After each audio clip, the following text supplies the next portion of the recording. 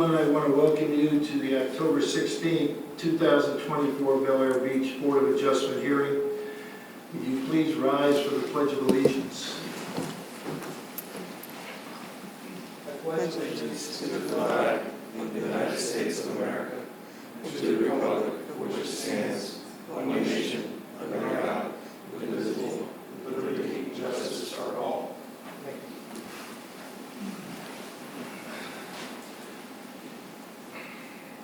Madam Clerk, would you please call the roll? Member David Gardella. He'll be here momentarily. Member Tony Gatliff. Present. Mark Mariano. Present. Alternate Board Member Jerry Wizawati. Present. Vice Chair Jane Mason Goldman. Here. And Chair Mike Kelly. Present. City Manager Kyle Riefler. Here. And City Attorney Randy Mora. Present. Thank you, Renee.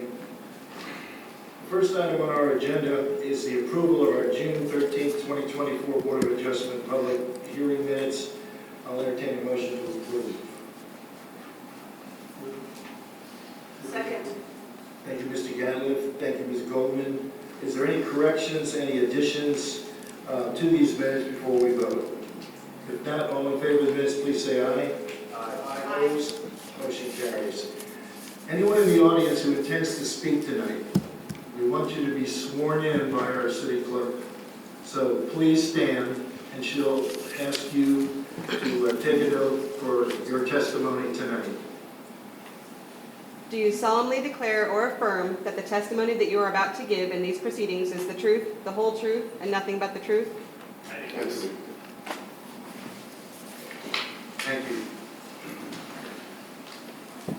For the sake of the folks that have never been here before, or to repeat for those that haven't been to one of our meetings in a while, I'm going to read the rules and procedures that we as a board follow for every case. Chair Kelly, we do have a new member to appoint, or to swear in tonight.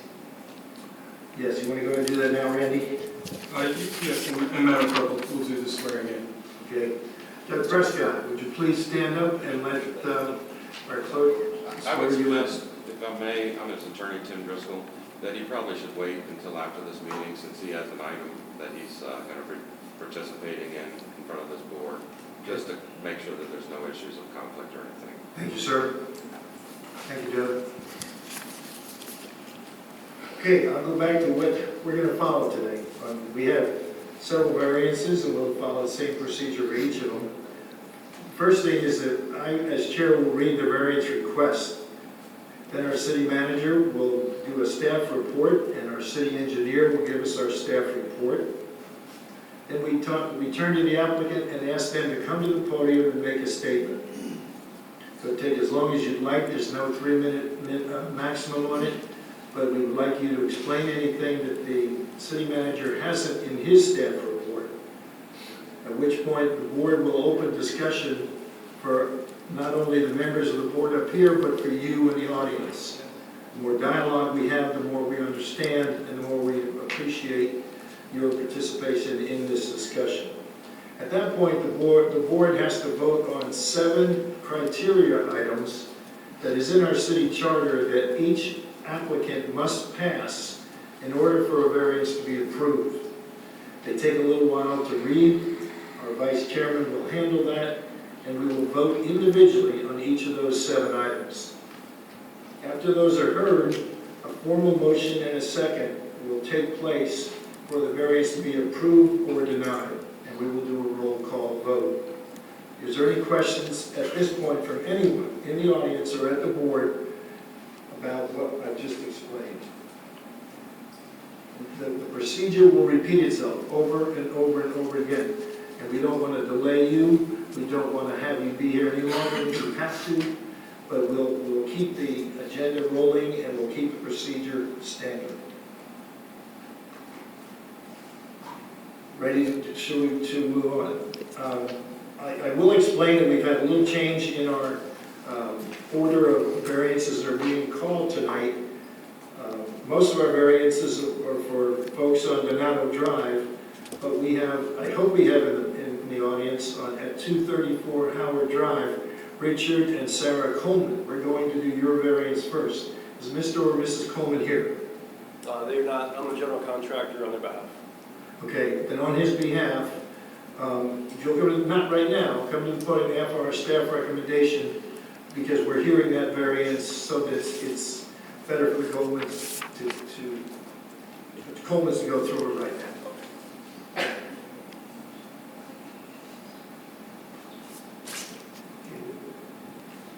Yeah. Renee, do you want to add to the minutes that Mr. Gardella is here, that we have a full board? Yes, I noted that. Thank you very much. Okay, so we're actually going to hear variance request number 24-07 at 234 Howard Drive, Richard and Sarah Coleman. They're requesting a variance to allow an encroachment of 1 foot 9 inches into the minimum setback, front setback allowed by city code. Mr. Contractor, it's all yours. Well, Kyle, you want to go and make staff report first, or Larry? Yeah. Thank you, Chair. Kyle Reefler, City Manager. Tonight I have Larry Flutie, PE. He is our city engineer who does our permit review, and he's going to present his findings for this variance request. Okay? Hello, Larry. Hello, Larry Flutie with Gemini Engineering and Associates, and we're in St. Petersburg. And looking at this variance, it's the way that the drives and the entries are configured with the semicircular and the entry of the home. You know, there's currently it's off to the right to keep out of the setback, and then the request going forward, so they get a straight entry in, causes an encroachment of that amount. It's, I think from looking at that, no, it's doable. It's not much of a variance, but the reason for that is because of the direction of the entry into the building. So we could ask, or let's presume that there are some unique circumstances, and there are some special conditions on this lot that make this variance worth hearing before our board. Yes. Should you refer to this at all, the big site plan? I don't know if the contractor provided it, it's listed in our packet. Would that help your presentation? Sure. Let me get to that sheet. We should each have one of those, and it's We do. pretty specific as to what the encroachment is.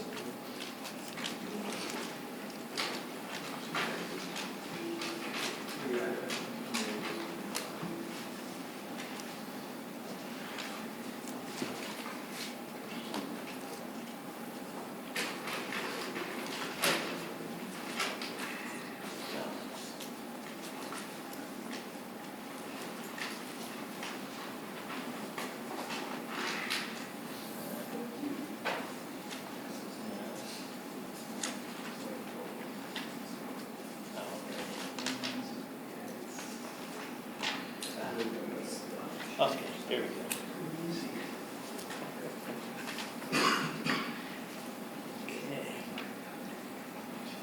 Okay, well, with the, looking at the drawings that are within the packet, the site plan, as you can see, you know, the curvature of the road and the entry, it looks, its options are entry if you go typically straight into the building from the driveway. That then is what causes the encroachment of that distance.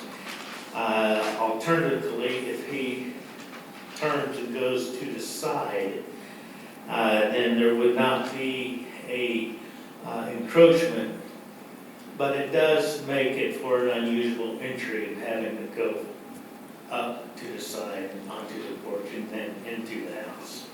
So the desire, as I understand, is to have a straightforward entry into the home. I'll ask the contractor if you would come forward and care to enlighten us on anything additional from what Mr. Flutie just told us. Sure. Please introduce yourself. Jason Strauss, West Central Design Build, general contractor. So the stairs would encroach actually just on the south side of that setback line, so the north side still remains inside the setback. And are you able to see the visual color photos of the renderings Yeah, we of have before and those. after? So it makes for a much more beautiful front entry, and not only the front entrance, but the entire front of the house. So the house was built and the stairs were built in compliance. As it sits today, yes. Yes, it's just awkward. Do the members of the board on that site plan or on the visuals see where the requested changes for the proposed addition? Yes, we do. Okay. Any questions for our contractor? Were you the original contractor? No, sir. No, sir. This might be a question for Kyle. The way the stairs are configured currently, is that how it was presented to the city? Was that what you approved new? Yes, so those, new build was permitted with the stairs going to the side. And then there was documentation of the owners saying that that's not what they had agreed on with the contractor. And So this would be third-hand information. They were sold a home that looked a certain way, but they lived in Chicago during COVID while it was being built. So some things changed unknown to them, and this was one of them. So this is the same owner that is going to be modifying the front, that had the front built, same ownership? Apparently, the developer was building the home already. He came and purchased it as it was being built. And so, yes, it's the same owner. Okay. And the stairs can't be tightened at all? They still meet code? Well, we've actually tightened them up quite a bit. We've cut 3 feet out of the flat area at the top and pushed that backwards already to get to where we're at right now. So let's call it the landing outside of the door was 7 feet. You're tighten it back to 4, Cut it back to 3. cut it back to 3 in order to make the encroachment as minimal as possible. That's correct.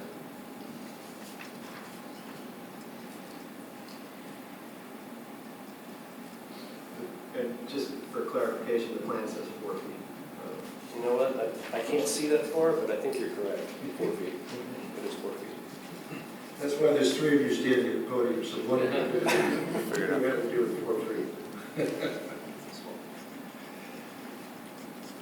Any other questions? Any other comments from anybody in the audience?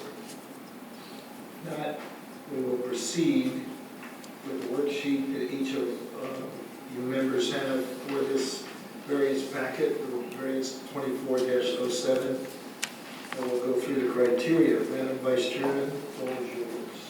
Hi, everybody. I know everyone's tired, and I appreciate all the volunteer efforts that I experienced during this time period. So thank you, and thank you for coming today.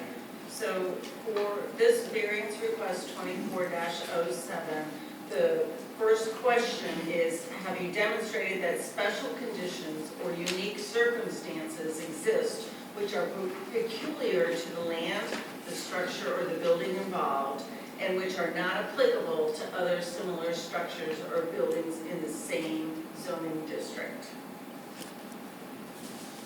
Answer yes, the variance would be approved. Answer no, the variance would be denied.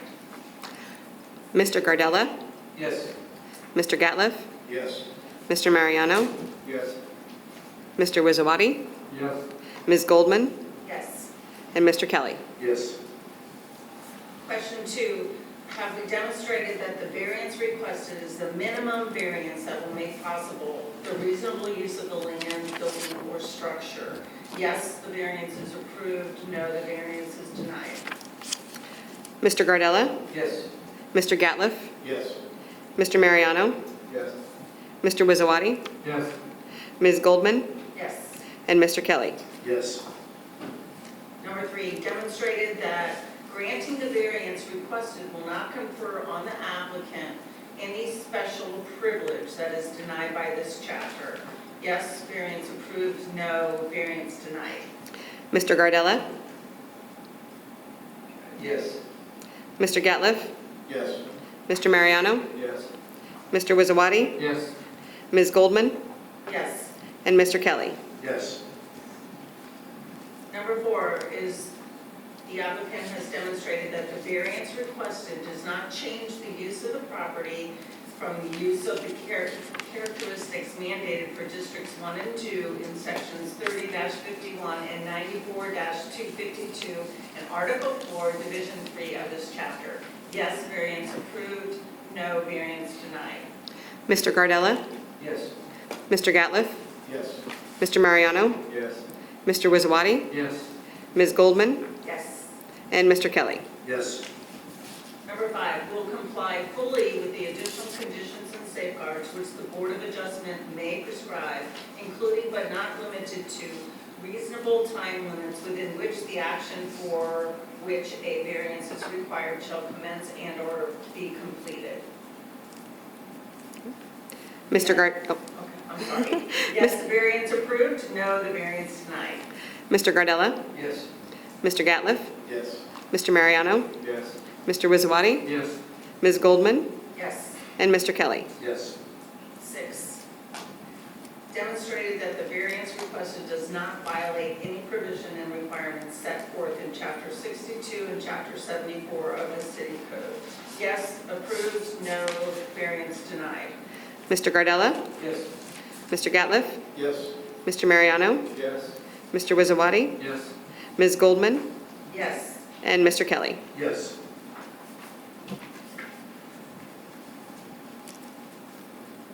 And there's one, One more. Number 7, such variance is not in conflict with the City of Bel Air Beach strategic plan. Yes, the variance is approved, no, the variance is denied. Mr. Gardella, Yes. Mr. Gatliff, Yes. Mr. Mariano, Yes. Mr. Wizawati, Yes. Ms. Goldman, Yes. and Mr. Kelly. Yes. At this point, we'll entertain a motion to approve or deny. Someone want to make the motion? I'll make a motion to approve variance request 2407. Second. So noted. Would you go ahead and call a roll, Renee, for the variance? Mr. Gardella, Yes. Mr. Gatliff, Yes. Mr. Mariano, Yes. Mr. Wizawati, Yes. Ms. Goldman, Yes. and Mr. Kelly. Yes. Your variance is approved. Thank you for coming tonight. Thank you for the information. You can tell the Colemans to proceed with your project. Excellent, thank you. Okay, at this point, I'm going to ask the board, we just used the new variance request worksheet that Jane read that has 7 numbers on it. We have a packet that came with 5 additional ones for the next 5 variances that are coming up. So if you've got them, keep them, because we're going to run through the variances that are coming up. We're going to vote individually on each of these, but we're going to hear from the applicant and let them make their presentation, after which we'll go ahead and vote. As long as you get the worksheet packet, we're good to go. So we had 5 questionnaires, right? 5 questions? Yes. 5 sheets with the same 7 questions. Correct. Each of them have the 7th one. Renee gave us the new ones because the 7th criteria was added recently. Okay, we're now going to move on to, I'm sorry. That's ready. Good? Go. Okay. We're now going to move on to variance request 24-02. It is a request from 2219 and 2221 Donato Drive. Ronald and Carolyn Saganik and Renata, is it Tattlebaum, thank you. And they are requesting a variance, the first of which is to align the dock following the extended property line, a variance of 13 degrees, 14.78 minutes from the perpendicular rear property line between 2219 and 2221 Donato. Kyle, it's yours for a staff report.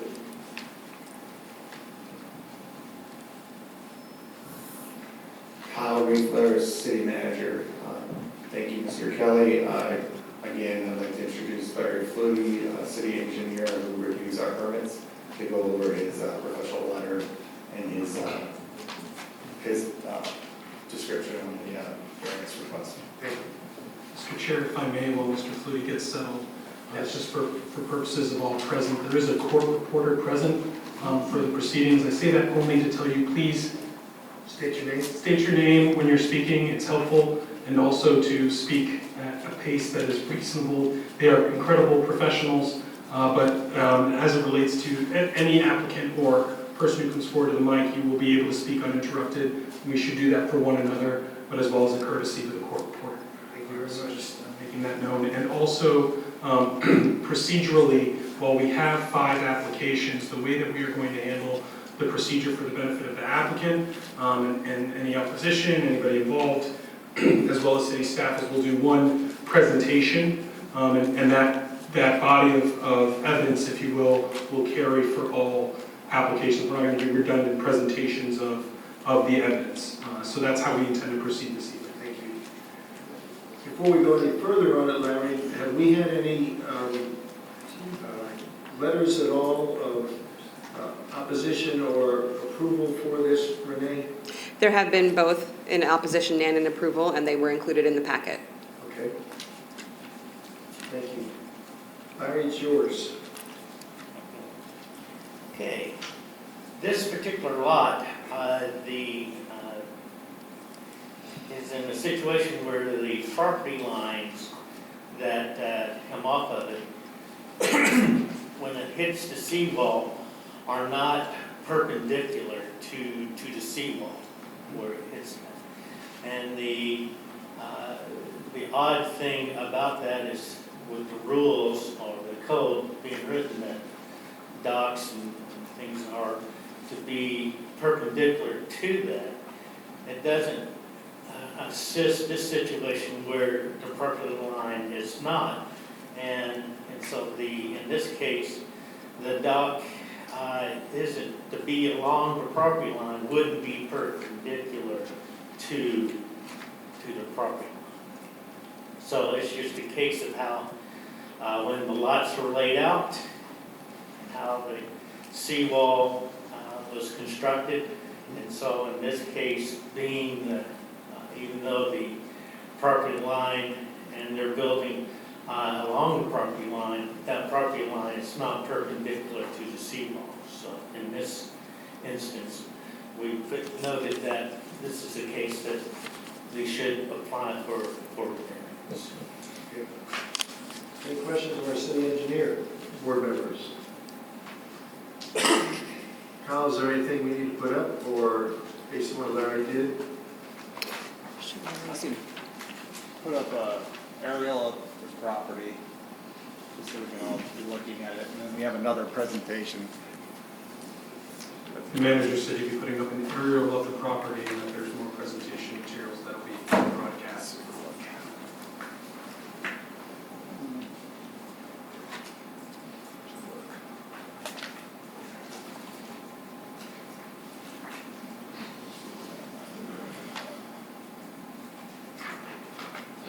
Okay.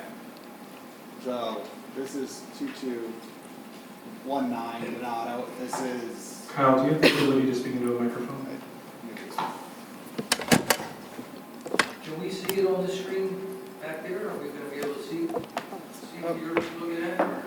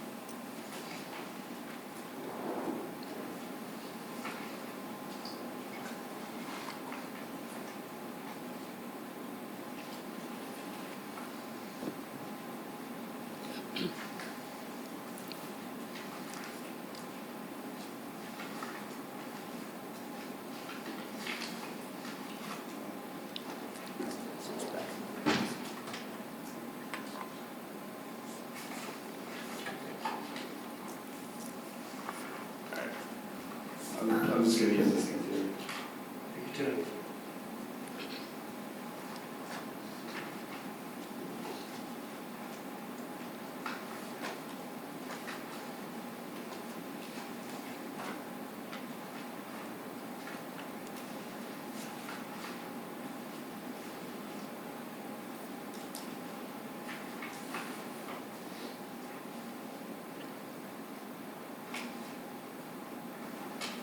Hey Larry, while Kyle's doing that, would you come forward here and I want to give you this sheet that perhaps is what he's looking for or that he thinks shows everything quite well.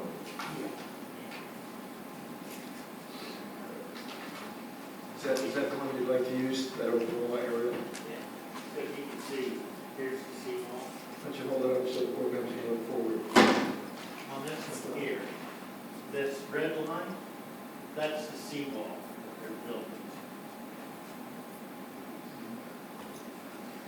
And the white line is being the property line, and as you extend the property line out to where they're building, it's not perpendicular to the sea.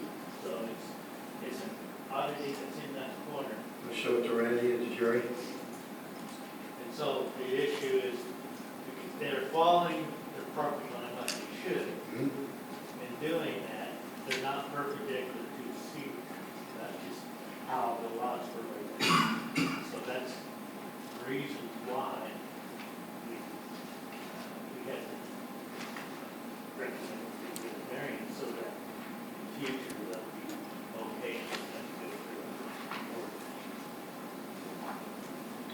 Thank you. Ron, can I ask you a question? Is Mr. Foster or is anyone from Foster Consulting here tonight? Wait a second.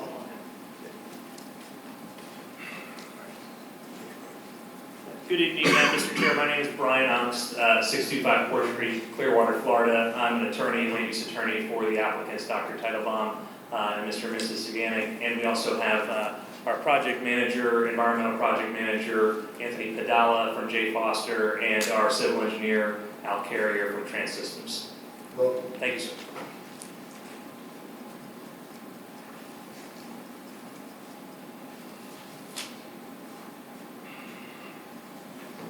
Okay.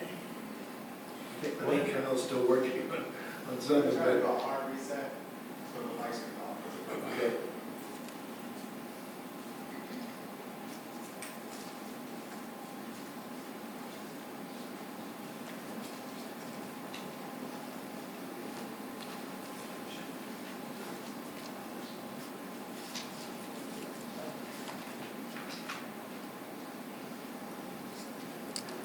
Randy, you want to see this at all? I don't need to see the evidence. The board. All right. Just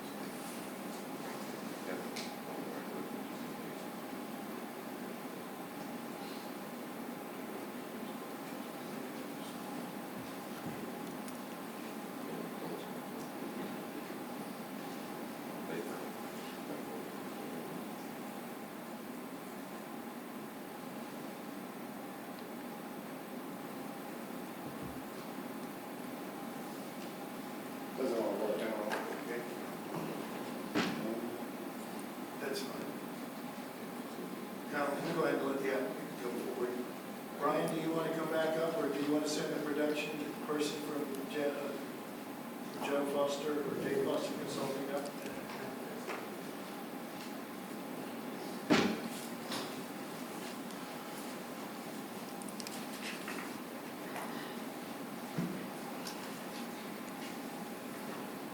Mr. Chair, our presentation is highly dependent on a PowerPoint, which has a lot of visuals and very specific images depicting the variances requested.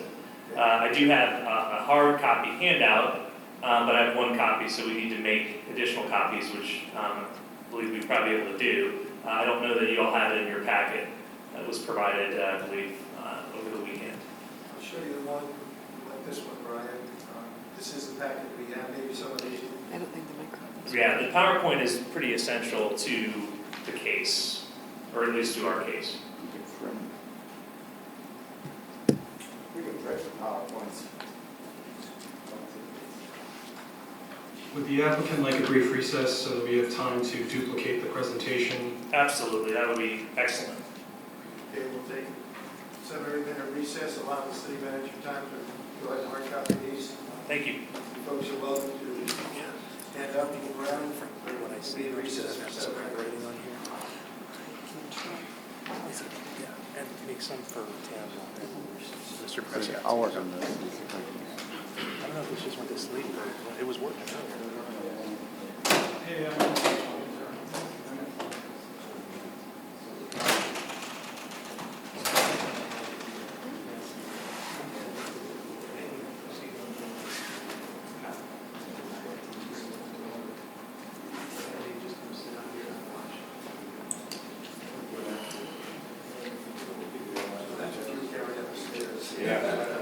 Somebody help you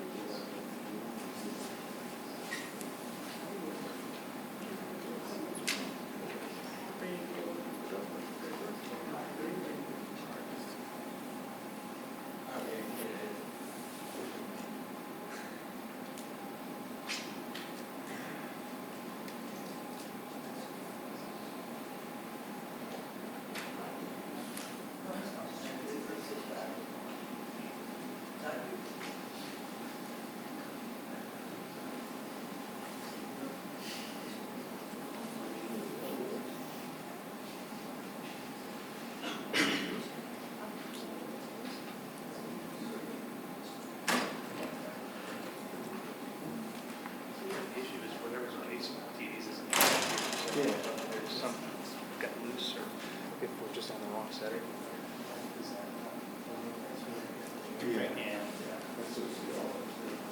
I think the signal system pushed out. It should be. I don't know, I was looking for the one station. Just keep going.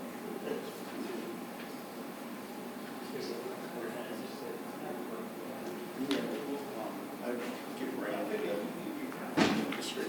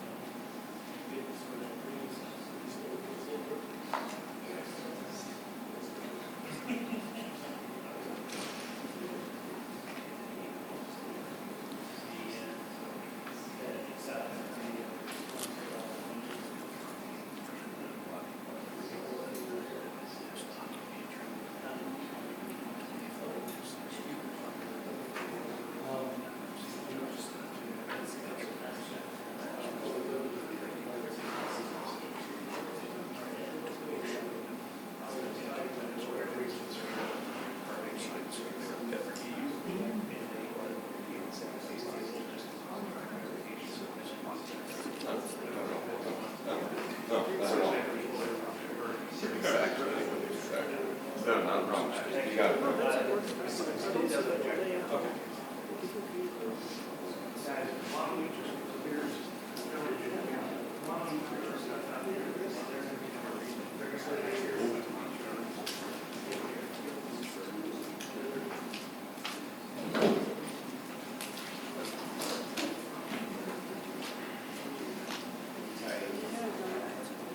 Yes.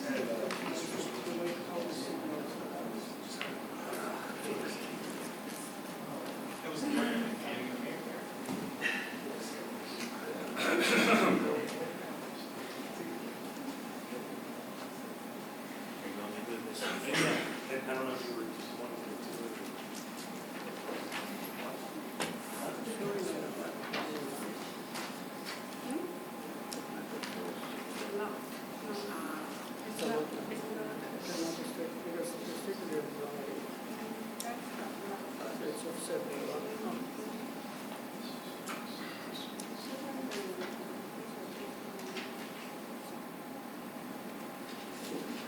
But I think we'll wait till the clerk comes back to the room.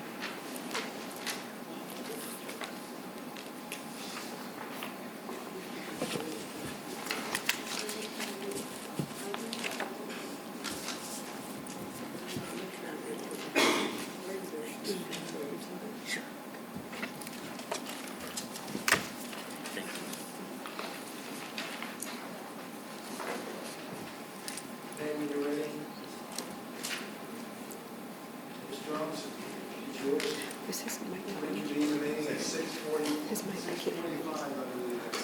Is your mic on?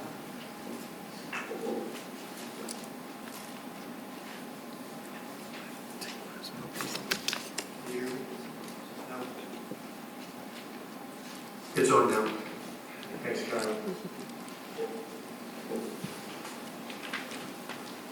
Meeting is reconvened.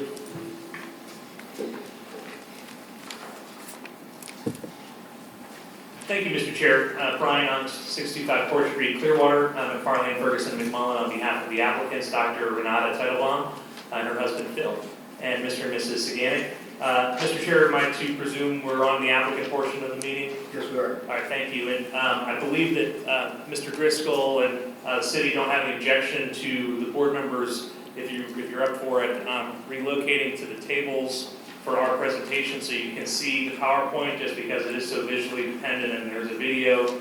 If you only want to relocate for the video, I'm fine with that as well. And just wanted to get that procedural process out of the way first. Okay, well, Kyle, will that, what Brian's requesting be visual on the back screen as well, or should we come to the? I cannot get the back screen. Okay. Board, let's go to the back. Take this with us. And it's going to be very awkward to be talking this way, but I'll do my best. I apologize. That's really good. They can just stand here. Maybe you can put chairs here. Yeah, that might be better. These monitors.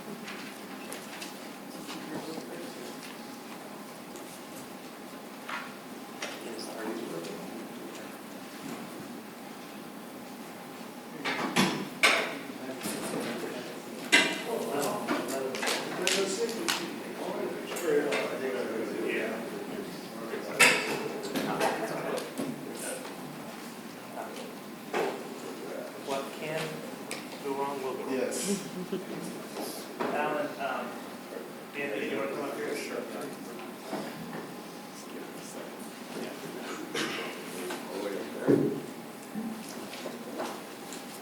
Anything that can go wrong will go wrong. Well, thank you all very much for accommodating us. I'm going to try to speak this way so as to not be rude and make sure you can all hear me clearly. Again, my name is Brian Ongst. I appreciate, first off, all of you being here. I appreciate your service. I know that all of us were impacted by the storms, and this is taking longer than anticipated. I will try to be as concise as possible, and I very much appreciate it. Please meet our expert witnesses, Anthony Padala from J. Foster Consulting, and Al Carrier. Al Carrier is a civil engineer. He is an expert in all fields of civil engineering, but he does review dock permits for the cities of Treasure Island and Madeira Beach. So he's familiar with dock permit applications on the local level. He also represents homeowners and business owners on dock permit applications to SwiftMud, FDEP, and also to Pinellas County. Anthony, if you take a look at his resume, spent 11 years working for the FDEP. And he did all aspects of environmental resource permitting, compliance, state authorizations, reviewing the local documents that were provided. And Anthony's the one that actually designed the dock and is the project manager on the variance. Al Carrier was the surveyor, and Al reviewed the dock plans and has opinions related to those. So what does the variances basically boil down to? Well, my clients, Dr. Teitelbaum and Mr. and Mrs. Saganek, are requesting a joint dock that they will share, that will be situated directly on their property line. We'll get into the visuals on that in a minute. I think that from an objective perspective, they could each have every right to pursue individual docks. If they pursued individual docks, based on the peculiar layout of the property, the curve, the circular nature of the property, and the narrow width of the properties, it would be much more disruptive and much more intense and much more encroach on the neighbors than this proposal does. This proposal was very deliberately designed to minimize the impacts, particularly with concern for Mr. Prescott, because Mr. Prescott did address his concerns dating back to June 2023. So my clients wanted to be very sensitive to those concerns and to design the dock to be as minimal of an impact on his property as possible. So here is the aerial. I think it's worth noting, if you look at a blown-out aerial of the entire city of Bel Air Beach, virtually all of the homes that are situated with access to Clearwater Harbor have docks. This is a boating community. This is an active recreation community. Dr. Teitelbaum is one of the only homeowners with access to Clearwater Harbor that I could determine from aerials that does not have a dock and has never had a dock. And one of the reasons, as you can see, is because she's on this very peculiar, very unusual special circumstance lot, which is narrow and is pie-shaped and is on a curve. And she shares that curve with Mr. Prescott and with Mr. and Mrs. Saganin. There's also a beach of accreted sand. I anticipate you're going to hear a lot about that from Mr. Driscoll. It's our position that the accreted sand is the property of each individual lot owner through the extended lot line. That issue, respectfully, is not before you, in my opinion, today. Who owns the beach, whether my clients own it or whether it's owned by the county is the ultimate decider on permitting. This is the local sign-off, we then go to the county. It's a tri-level approval, FDEP, Army Corps, City of Bel Air Beach, and Pinellas County. So from my perspective, I would encourage you to only focus on those 7 criteria that are contained in your charter for variances. If my clients aren't allowed to build over the sand, the county will figure it out, or someone else will figure it out. I did want to also point out, this project has already been approved by the FDEP and the Army Corps. I have provided that to Madam Clerk, so that's part of the record. And I'm going to ask Mr. Padala very briefly to just describe what this document means in terms of environmental. Because environmental concerns, sea life, sea grasses, manatees, turtles, all of those things are under the purview of FDEP. And they've already reviewed this specific proposal and approved it. Mr. Padala? Sure. So the FDP approved this project because it meets the statutory exemption. They got a verification of exemption, and they review it for 3 forms of authorization. The state regulatory, does it meet the state code? They also are looking at, does it meet sovereign submerged state lands rules, the proprietary authorization, and then finally the state, through a delegation agreement with the Army Corps, can review and grant federal approval on behalf of the Army Corps without it going to the Army Corps separately. So for a limited number of activities, typically minor activities, the state can review and approve it on the federal level. That's what they did here. Thank you very much, Mr. Padala. So without further ado, I'll get directly into the variance request. So this is the first request, 24-02. This is what you heard from Mr. Flutie about. It's a variance request regarding the requirement of the code that the dock run perpendicular to the property line. And the reason it can't run perpendicular to the property line in this case is because it's on a curved, pie-shaped lot with narrow lot widths. Now, what you're looking at on the left is the proposal.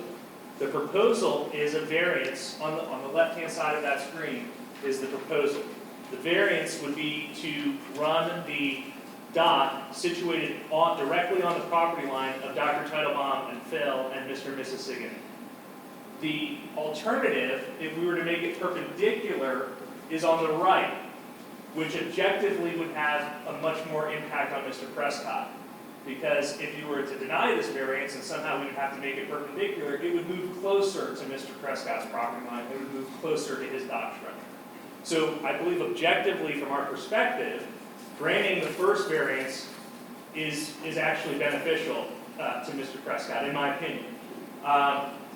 Additionally, it should be noted, and we're going to get into this, but the property owner, the adjacent property owner on the other side, Dr. Uwanowski, supports the application, supports all the variances requested, has signed a certificate of consent, and has also sent you an email outlining his support for the proposal. So that's the first. Property owner to the south? Yes. Yes, sir. And I'll get you his address here in a minute. So the statement of request 24-03, this is regarding a variance to Dr. Teitelbaum and Mr. Siganik's property line setback. So if you have a shared dock and it's on your property line, technically you have a 0 setback. This does not impact anyone other than Mr. and Mrs. Siganik and Dr. Teitelbaum. And of course, they do not object to a 0 variance. And again, the idea of a shared dock eliminates the need for 2 independent docks. And by being collaborative together as neighbors and putting it on their shared property line, it lessens the impact to others. This is request number 4. This is related to a variance to the 12-foot setback from Dr. Ianoski's property. So we meet the setbacks, not only do we meet the setbacks, we exceed the setbacks to Mr. Prescott's property. There is no variance as it relates to Mr. Prescott as it relates to the setbacks. Dr. Ianoski would have a 5.7-foot setback to his property line where a 12-foot setback is required. And again, he signed off on it. And here is his signature signing off on it. And he also sent you an email, which is in your packet, which you can read for yourself, but essentially he says all residents of Bel Air Beach deserve a dock, and that he doesn't object to his neighbors and what he believes is a well-thought-out request. So these are the next 2 requests, and I put them together as length. So both of these requests relate to length, 24-05 and 24-06. The code requires that a dock not protrude more than 30 feet from the seawall or the property line.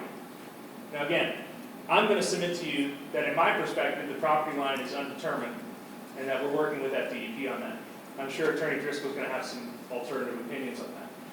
If the property line were the beach, we wouldn't need a length variance. We'd be well within the length. That's not before you. We're conceding for the purposes of this hearing, and because the city's asked us to ask you, that under some interpretations, we might need a variance for this, and we better be safe than sorry. And so if the seawall is the property line, and if the seawall is the barrier, then we have to get across the beach to get to navigable water. And Ellis County requires the boat lift and the boats to be over 1.5 feet of submerged water. That's the minimum that you can put your boat. So that, and I'll have Mr. Padala describe that a little bit more here in a minute. So those 2 relate to length, 30 feet from the seawall, and then the boat hoists and boat lifts. I'm actually going to have Mr. Padala describe this image and describe those 2 requests. Sure, so it's broken up into a couple different measurements because the city code actually distinguishes between length requirements for docks and length requirements for the distance that your boat lift can project, the pylons can project. So it all terminates at approximately 68 feet from the seawall. So, but it's 2 variances because we're looking at I believe a 38-foot variance for the end of the dock, and I can't read it, but the boat lifts are, they're right in line with the end of the dock, but it's at just a different distance. I'm sorry, I just said that a little bit longer. Okay, so this image is just distinguishing between, because there's 2 variances at hand here, the length from the seawall to the end of the dock versus the length to the boat lifts. So they both terminate the same distance out, but there's code requirements. And of course, we're here for questions as well, and clarification if there are additional questions. So these are the approval criteria. You're very familiar with the 7 approval criteria. I'm just going to run through them because, again, this is a quasi-judicial hearing, and the law you're following is your law. And your law is the 7 approval criteria. So the first is that we demonstrate that special conditions or unique circumstances exist which are peculiar to the land or structure which are not applicable to similar structures in the same zoning district. I don't know if you can find a more unique, peculiar site than maybe these 3 or 4 homes. They've got a private accreted land beach, arguably, but there's certainly sand there that you have to put a dock over. And they are on a pie-shaped curve at the end of a cove with access to Clearwater Harbor. So I believe we're going to establish that criteria for all 5 of the requests. This is showing you the setbacks. So what you're seeing is Mr. Saganic's floating dock, which we're proposed to taking away. And you're seeing the structure as we're asking you to approve it over that. And what we're showing you is the boat lift, which is the furthest structure closest to Mr. Prescott's property, is 47 feet separated from the end of his dock. And it's on the other side, it's 20.7 feet. Now that's not to his property line, but it's to his dock. And so the reason I'm showing you that is for the navigability, water hazard, water safety issue, which we believe there is none, in our opinion. The dock, and here's a video of Mr. Prescott's boat navigating within the current within the current setup with the floating dock.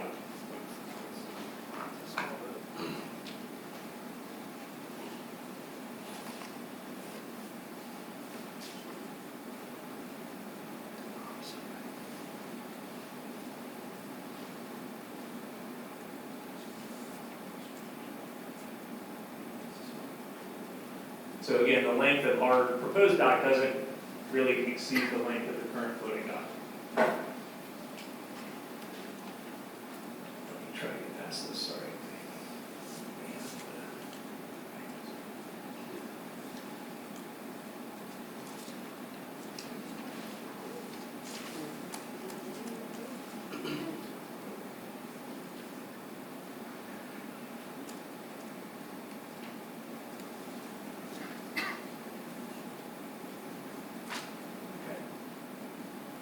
So we have to demonstrate that the variance requested is the minimum variance that will make possible the reasonable use of the land or structure, and demonstrated that granting the variance requested will not confer on the applicant any special privilege that is denied by this chapter. So I'm going to take the special privilege one first. Like I said, almost everyone that owns property in Bel Air Beach with access to Clearwater Harbor has a dock. Dr. Teitelbaum is one of the very few who doesn't. So denying her this request, in my opinion, would deny her, it wouldn't grant her a special privilege to grant it. It would give her the same privileges everybody else already enjoys, because their lots don't have these challenges. So I don't think this could be said to be granting a special privilege when it's a privilege that people move here to enjoy and that everyone enjoys. As it relates to the first one, the minimum variance, I'm going to ask Mr. Padala to testify about that. And I do have the turbidity as the next slide, so I don't know if we should.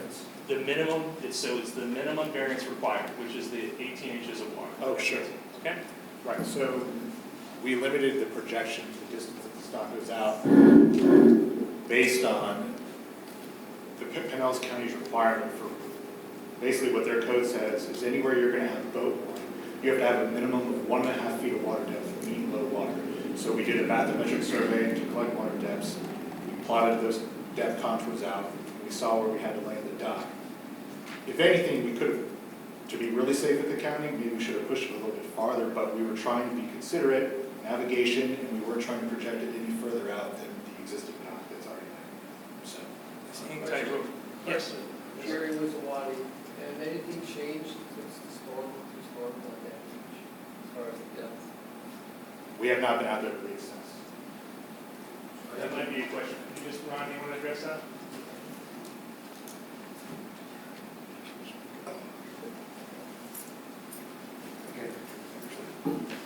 Ron Sagan, 2219 Donato. After Helene, the low tide, when low tides return, it's traditional low tide. So in a low tide, I would not be able to get my existing boat off the floating dock, most likely. So there's no change with the Oh, the question was there a change in the depth after the storms? After Hurricane Helene and Hurricane Milton, is that correct? Correct. Thank you, sir. Just for record purposes. This is the mean height and low water lines as plotted by Foster. Anthony, you want to run over this real quick? We're almost finished. Sure, well, I don't know if you guys can see that, but we have our depth contours plotted there. This first one, I believe, is mean low water, and then you have -1 foot of mean low water, -2, and so just imagine -1.5, kind of right in between 1 and 2 there. And the entire mooring area, proposed mooring area, will be substantially within that -1.5 foot deep. It drops off pretty quickly. So that's showing you the depth, and that we are, essentially this slide is to demonstrate the minimum variance required for length, because we're going minimum part depth or length that we can get to the appropriate depth that Pinellas County will permit. Okay, demonstrated, and again, I'm wrapping up, this is your final approval criteria. Demonstrated that the variance requested does not change the property from the use, it doesn't change the use. Single-family homes, docks are permitted, no problem. And finally, will comply with additional conditions and safeguards which the Board of Adjustment may prescribe, including but not limited to reasonable time limits within the action for which a variance is required. Absolutely, we'll do that. Demonstrated that the variance requested does not violate any permission and requirements set forth in Chapter 62 and Chapter 74 of the Code. It does not impact utilities or equipment, which is what those two chapters relate to. And finally, it's not in conflict with the strategic plan, which it is not. I poured over the strategic plan. Like I said, this is a waterfront voting community, and I think it's in furtherance of that and all of the things that everyone else enjoys. I've taken plenty of time. We're happy to answer questions. Thank you so much for accommodating us. Thank you to Mr. Driscoll and Mr. Prescott for allowing us to allow you to move. And I will wrap up my presentation at this time unless you have questions for us. I would hold questions until the board can be seated at their Sure. seats. Yeah, I just want to comment to both parties that we may ask you to come back to the podium for more questions during our continuation of the meeting, if you're available and if you can. If Kyle can't answer them or Larry can't answer them, we'll ask you to answer. Thank you. Thank you. Thank you.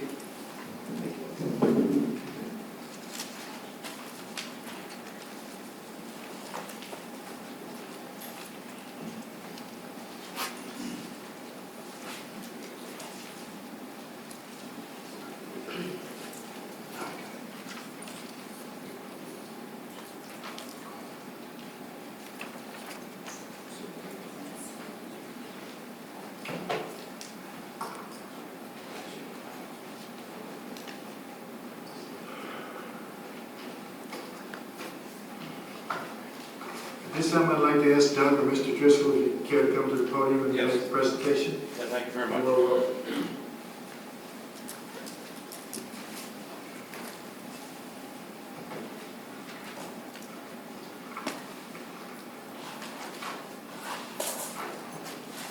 Please introduce yourself, sir. I'm Tim Driscoll. My office is at 146 2nd Street North. I'm an attorney in St. Petersburg, and I represent Douglas Prescott, who's standing here next to me. And we also have an expert engineer, Mr. Jack Adams of Reuben Carlson, is it? Yes. Reuben Clarkson. Reuben Clarkson, I always get that wrong.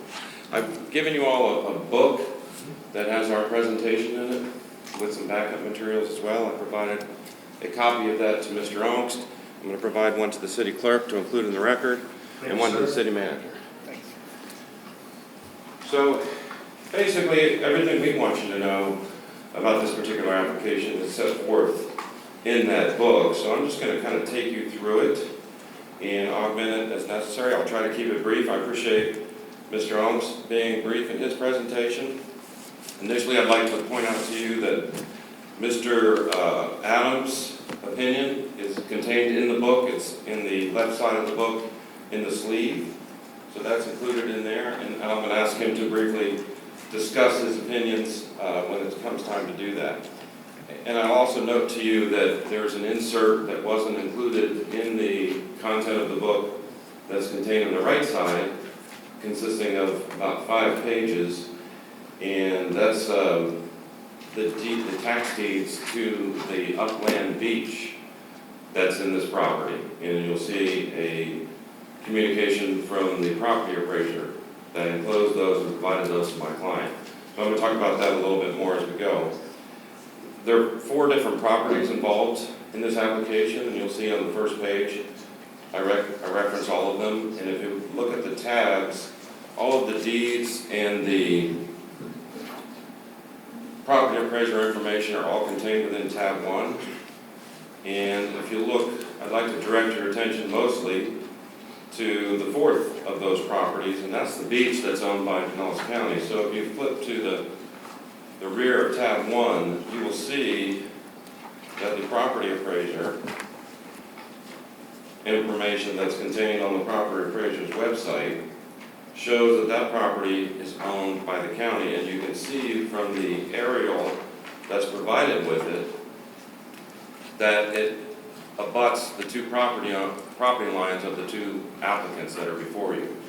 So you can clearly see that that property is owned by the county. And if you realize that that is an upland property, that is not submerged, that is an upland property and has always been that way, since even before this subdivision was developed. And you'll realize that that is not submerged land. That would be the typical situation over which you could construct a dock. So because of that public, county-owned upland, these applicants do not have riparian rights. Well, what does that mean?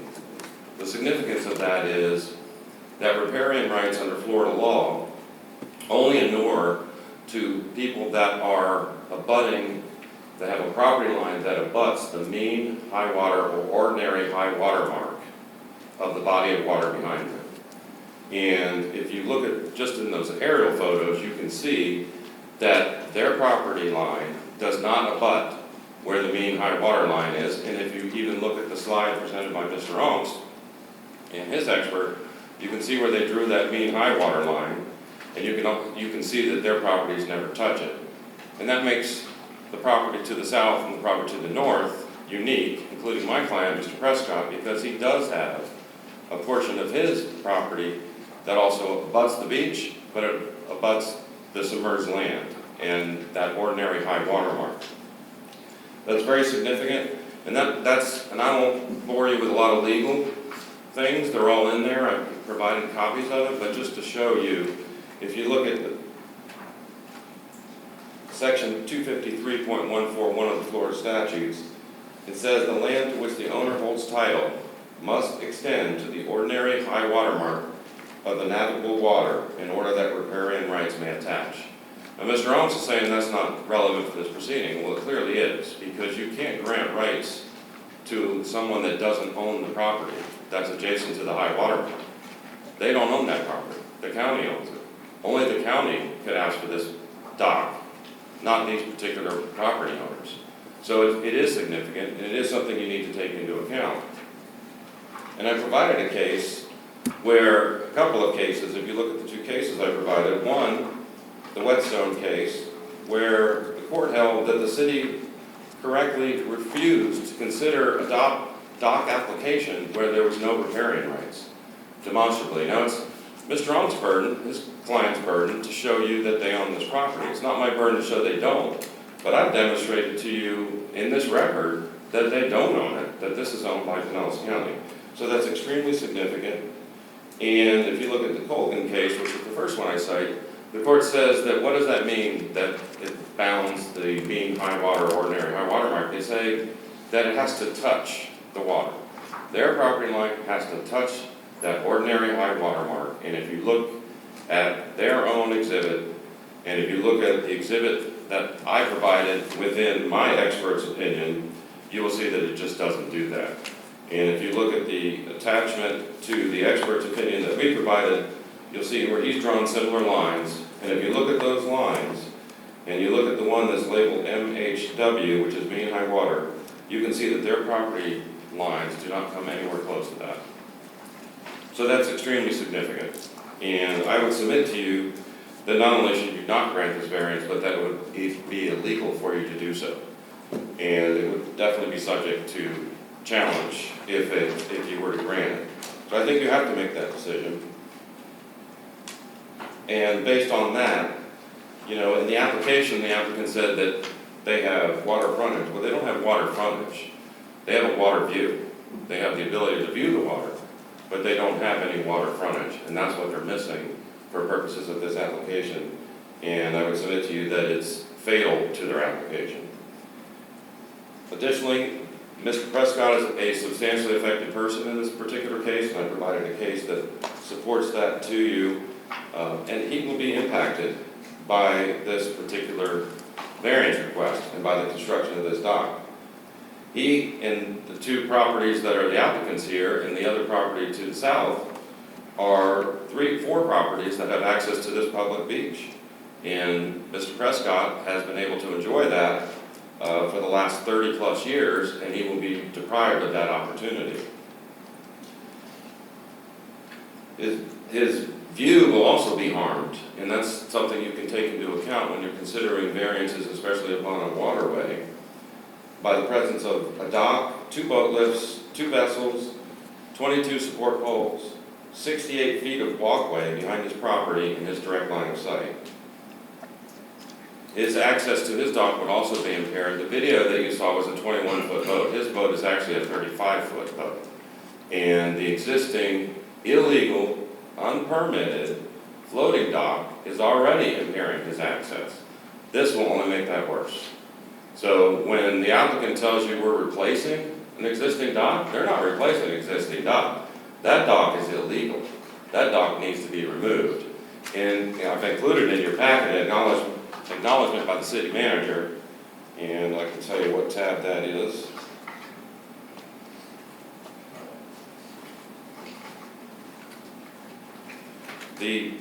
Before the first tab, the last 2 pages are an appendix to tell you what's in the tab, so just for your use.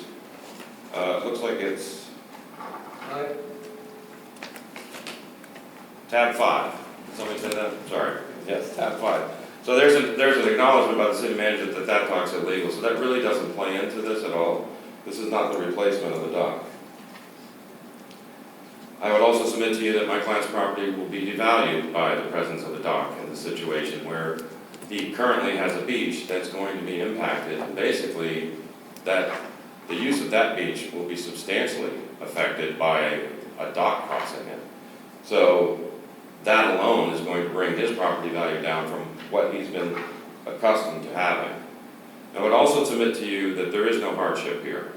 And I've presented 3 cases which basically say that unless you lose all reasonable use of your property, it's not a hardship. And so these are generally overturned by the courts when they go to the courts because of that hardship requirement. And I would submit to you this case couldn't possibly have a hardship because they don't even own waterfront property. They own property in view of the water, but not fronting the water. And if you go through your code and look at what these variances entail, there's a 13-degree variance of the perpendicular line requirement, a 12-foot 100% variance of the side setback requirement, and on one side and on the other side, there's a 6.3-foot variance of the side setback requirement. The length variance of 68 feet exceeds by 38 feet the required length of a dock in this area. And the boat hoist variance involves a 68-foot variance, or a 45-foot variance of the 68, with a 68-foot length on those as well. These are excessive. These are egregious. This is a superstructure that's being attempted to be built in the backyard of my client's property, and it simply is untenable when you look at it. Now, if you go through your criteria, I can tell you why each and every one of these criteria is not met. First and foremost, the special conditions. No property owner without adjacent submerged land and riparian rights can construct a dock spanning another's property. So this criteria is not met. There are no special conditions that apply to this property. If anything, there's a special condition that says you can't have a variance because they don't have property rights. You have to start with that.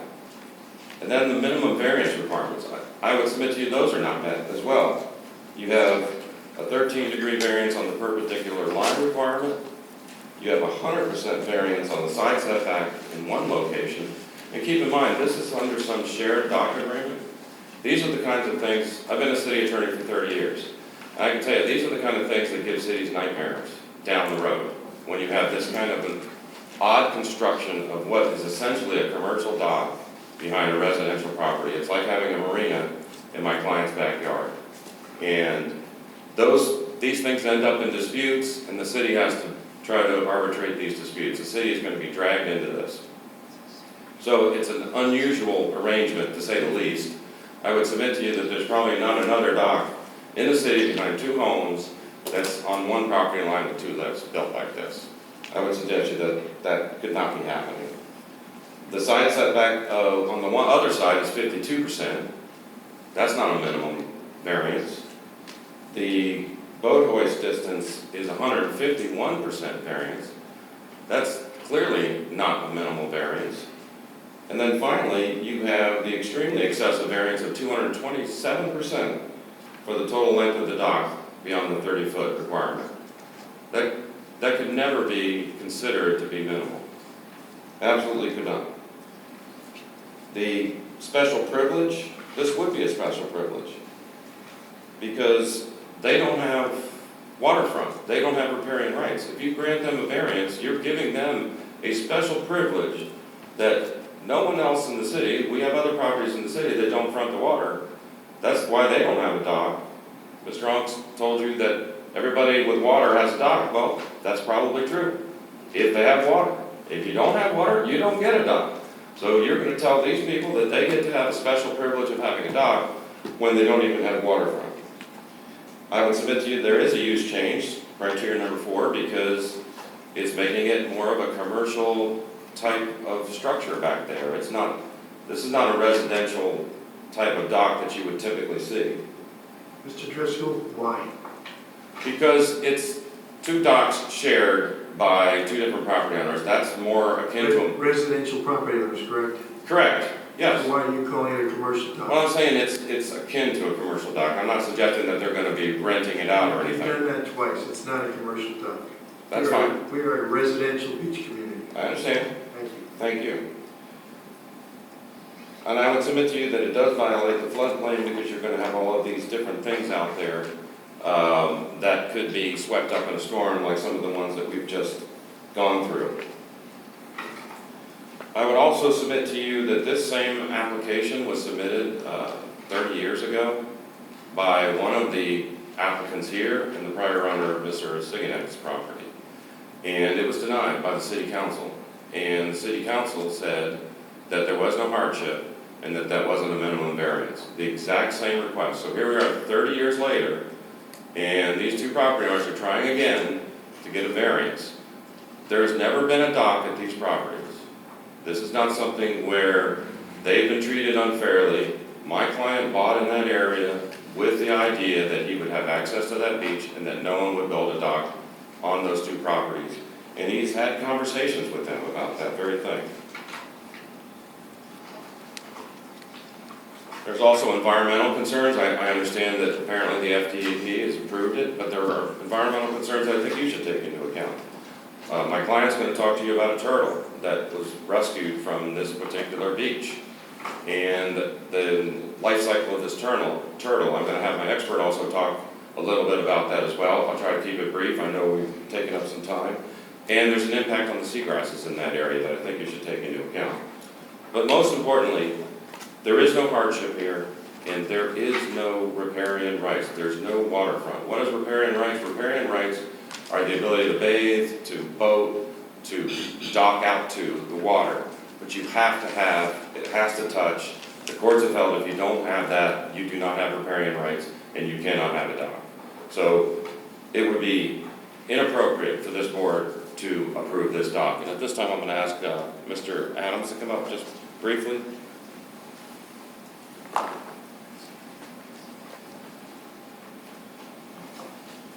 Could you state your name and just tell them a little bit about yourself?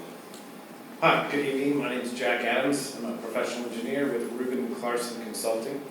I've been practicing engineering in the state of Florida for environmental, civil, coastal projects for over 30 years. And I've been asked to take a look at this project and consider the ramifications of building this residential dock. One of the things I'd like to bring up at the beginning, I think Mr. Driscoll was referring to this dock as a commercial dock, and maybe he's alluding to the fact that when this applicant would need to apply with the county, it would not be under a single-family residential permit application, but it would be considered a commercial/multifamily project as opposed to a single-family residential. Jack, is that in your report? Is that, we haven't read your report yet. No, I'm just bringing that back as an extra point because you were That's fine. You were bringing up that discrepancy. So as I looked at this, the project, and one of the first things that came about it that would be a negative impact as part of this project would be the environmental impact. And the proposed dock would disturb the existing beach ecosystem, may damage marine habitats, vital for biodiversity, coastal protection, and adjacent aquatic life. The proposed dock could also interfere with the natural behavior of fish, marine mammals, and birds. And so this originally, back before 1957, this area was a long bar, and it was dredged adjacent to the property. Those dredged materials were put on the uplands, added to the uplands that were there, and then seawalls were added. So in this particular area, in this corner, there was always an accumulation or leftover sediments that comprise this beach area. So I don't know if it's, the other attorney mentioned that it was accreted sediments. These sediments really haven't accreted over time. They've been there ever since 1957 when this project was started. And I think in my report, we're showing from 1962, the beach that was there.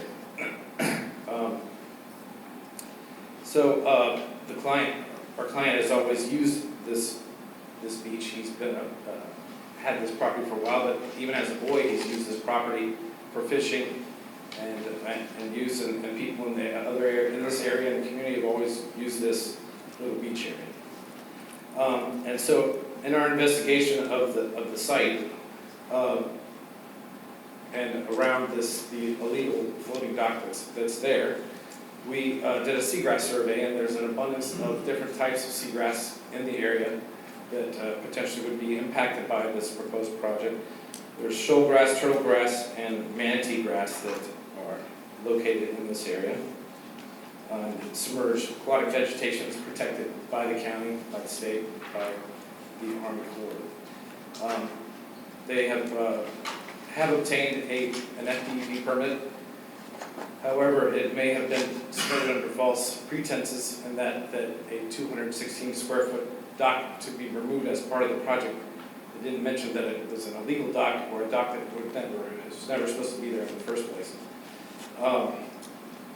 And I'm not sure if they can answer to this, but I'm not sure if they completed a seagrass survey as part of this project. In addition, one of the things that I found that was very interesting, there is a species it's called Kemp's Ridley sea turtle. And it is the smallest sea turtle. It only grows to about 2 feet in size. And it is the most threatened, endangered sea turtle species in the world. And so in the state of Florida, there are only 24 sites as of 2024 where documented sites where these sea turtles nest. And so there have been sightings of these turtles, photos, and then recently a person from the Clearwater Marine Center came out and documented and took care of one of the turtles that was nesting in this area. So it is a concern that this dock would change the habitat and negatively impact the nesting area for this really endangered sea turtle. In addition to the environmental issues, there's public access that's going to have to change. Clients use this beach as well as other public people for many years, for fishing, for access, public access. And this beach has been there since before 1957, and so this dock would impact that public access. Why would there be public access? There's always been public access. Anybody who has a boat can come up and use that. You mean from the water? From the water, yes, sir. Okay. Or the public that does have, the landowner that has access to it now. We understand that part. Okay. Public access, you're saying, basically by water? Yes, sir. Okay. Or the adjacent properties. So it also conflicts with, the new dock would conflict with just the existing users. The prevailing winds and tides would make it difficult for the adjacent property to use his vessel, his existing vessel, and the size of that vessel.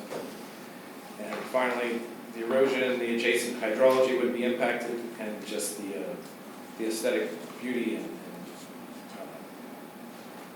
of the site itself. Can you just confirm as well that the two property owners and their two properties that are part of this application do not have any part of their property touching the ordinary high water mark? That's correct. The mean high water line is located out at least 20 to 30 feet away from the seawalls of the existing properties. And your report includes a survey that you conducted to establish that line? Correct. And that is a copy of your report that we provided to here today? Yes, it's the last page, the exhibit on the last page. Thank you.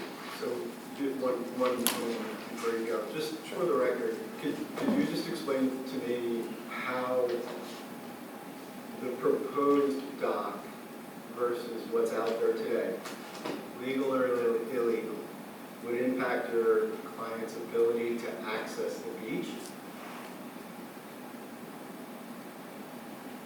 The access would not be limited. You can still get down to the beach. It's just the use of that beach would be negatively impacted. Versus what's there today? I'm truly not understanding that argument. Well, first of all, the dock should not even be there. It's- Regardless, that's for someone else to decide, not this board. Okay. But I'm not understanding how access or use of that beach is impacted by the new dock versus what's out there today. Well, I can answer that. The new dock will span the beach and bisect it. So it will be impossible to access the other side of the beach. So you've cut in half the portion of the beach that's available to my client. The existing floating dock, it terminates at the beach. So it's basically sitting down there and not bisecting the beach. Now you're going to have a boardwalk that's going to bisect the beach and cut in half the ability to use the entire beach. Elevated boardwalk, I assume, but he still has access to 2/3 of the beach, which ownership is not determined yet by Pinellas County. It is determined, Pinellas County owns it, and that's what the property appraiser records are provided, and if you look at the, Again, that's not the purview of this board. but you have to take into account whether it's owned by the property owner that's asking for it. We have to take into account the variances that are being requested of us. Ownership is determined by Pinellas County.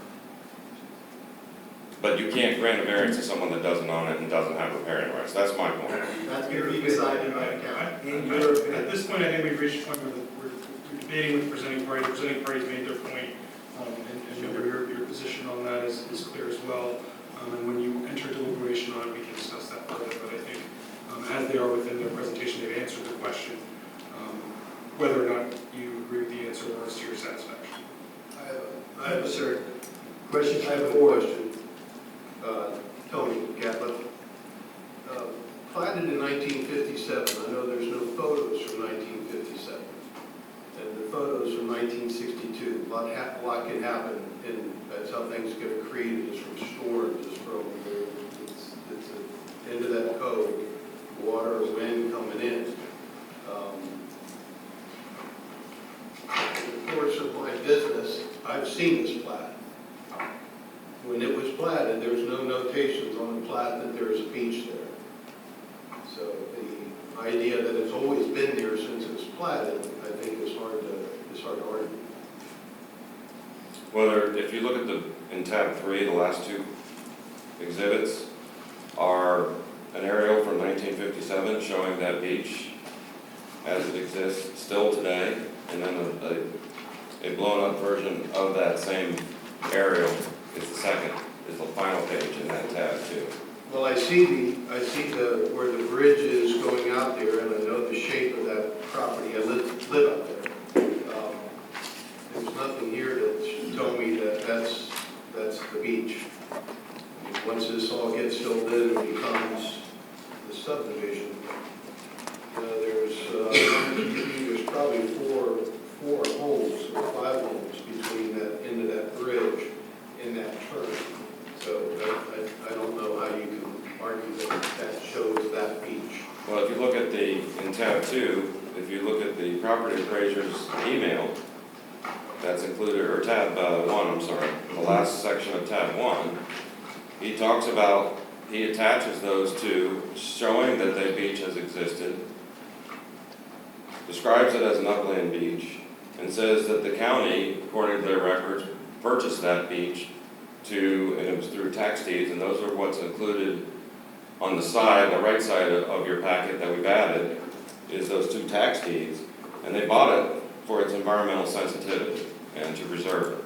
So the county clearly owns the land. There's no dispute in this record. Nothing's been presented to you that says somebody else owns that land. If the argument is, well, we could maybe take that up and take it to the county and have a dispute over that, that's fine, but they'd have to do that. They'd have to take the county to court and have a judge decide, yeah, that's your property. But the county has taken title to this property legally and owns it, and then it's included with some other submerged lands, but this is an upland property. So you'd be violating the county's property rights as well by granting variances for these docks. And if there's no other questions, I just want to have Mr. I have a Prescott question. briefly address you. I'm I sorry. have a question, Jerry Wizawani.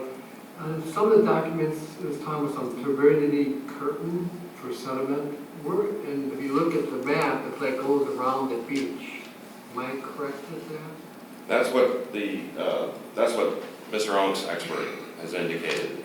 But if you look at our document attached to the engineer's report, you'll see that the ordinary high water line is established, and it is very far from, my expert testified, about 20 feet from the back of these properties. So I think the turbidity curtain is really irrelevant to the issue. They just don't have waterfront property. That's our position. Any other questions from the board, members of the board? Mr. Driscoll, thank you very much. Thank you. Doug, you have any more comments? You have the floor. take a. You got the floor. Okay.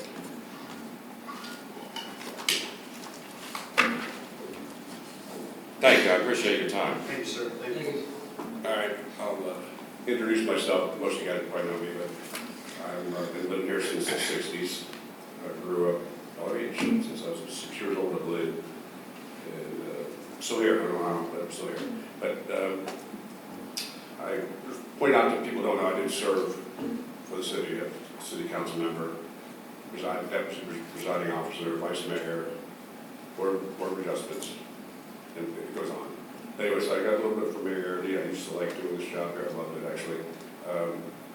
Nick Rayo educated me, and you mentored him, Mike, told me, I said, how do I do this job? I already did all the other jobs in the city.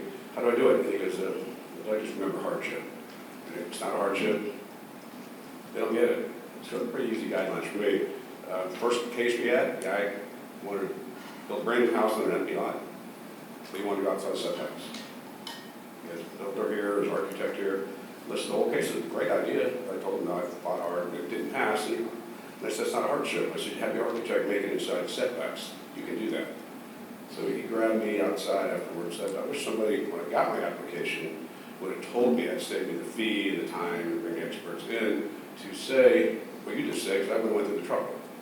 And so in this case, Mr. Driscoll, Mr. Driscoll, if you could confine your points to the relief you're seeking today. I am. I just introduced myself, I think, so everybody knows. I'm a little familiar. Sorry, Mr. Prescott, apologies. I'm familiar with how this rolls. I did for a couple of years. Only reason why I resigned, I had to move out for 6 months to build my house, so I couldn't. Understood, and given that familiarity, I'm just asking you to speak to your I'm moving on. application. Okay. Now, these particular lots here, next to me, that want this dock, when they bought these properties, they knew they could not have a dock. So that they bought knowing they couldn't. So the hardship, there is none. They could have went and bought, like I did, a house that costs more money, that you can't have a dock. This is all just what it comes down to. The guy that owned Ron's dock, or house, the guy, Jared Lagerman, he's a friend of mine, I play golf with him. He says, Doug, you want to move to this house and get it on the water? And I said, well, why are you moving? He said, I can't get a dock. I said, I don't want to. So I waited about 2 months and got my house because it had the ability to have a dock. I said, if I pay more money, that's what I did. So they both approached me individually about 20 some odd years ago if I would be willing to do what we're trying to do tonight. And I said, absolutely not. I bought this property so I could have a beach, raise my 3 young boys. We utilized the heck out of this thing, from just boats coming over, wave runners coming and going and fishing off of it. I'm about to have 6 more grandkids by 3 months from now. That's beach they go to full play again. And if you take this beach away from me, which I bought and I do my due diligence and knew they could not have docks individually or together, that I'd never have this happen. And so there's, without question, anybody should get a real estate license, which I have one as well, that will make my property worth less. Just clearly, there's no doubt. And whoever gets this variance, and they do, their property value went to the moon. And about 90% of people that end up getting these and fighting their neighbors over this, usually are selling their house anyways, and they just want to get the value up. I've seen this time and time again. So anyways, that's the clarity of that. As far as the turtle story goes, there's a picture of a Kemp Ridley turtle that I seen 2, maybe 3 years ago now, nesting behind my house. I'm looking at it, I didn't get down on the beach to disturb it. I realized there was some problem. I had people from Chicago, you know, you have gas above the dolphin to pop up. Well, here I got a turtle. This is pretty cool. So I didn't realize there was a problem. So I called the Clearwater Marine Science Center. They zipped out like an ambulance, basically. They got the turtle, they checked it out. They had rushed it back to the Clearwater Marine Science Center. And I asked the lady, what do you think's wrong with this thing? I think it's called dysocia, when a turtle has trouble passing their eggs. And it'll kill them, so they took her back to fix her. And since then, I've seen 2 or 3 different pictures in different turtle settings. But when this particular turtle is born there, they always come back to the same place they were born. And that's how they do it, but they do.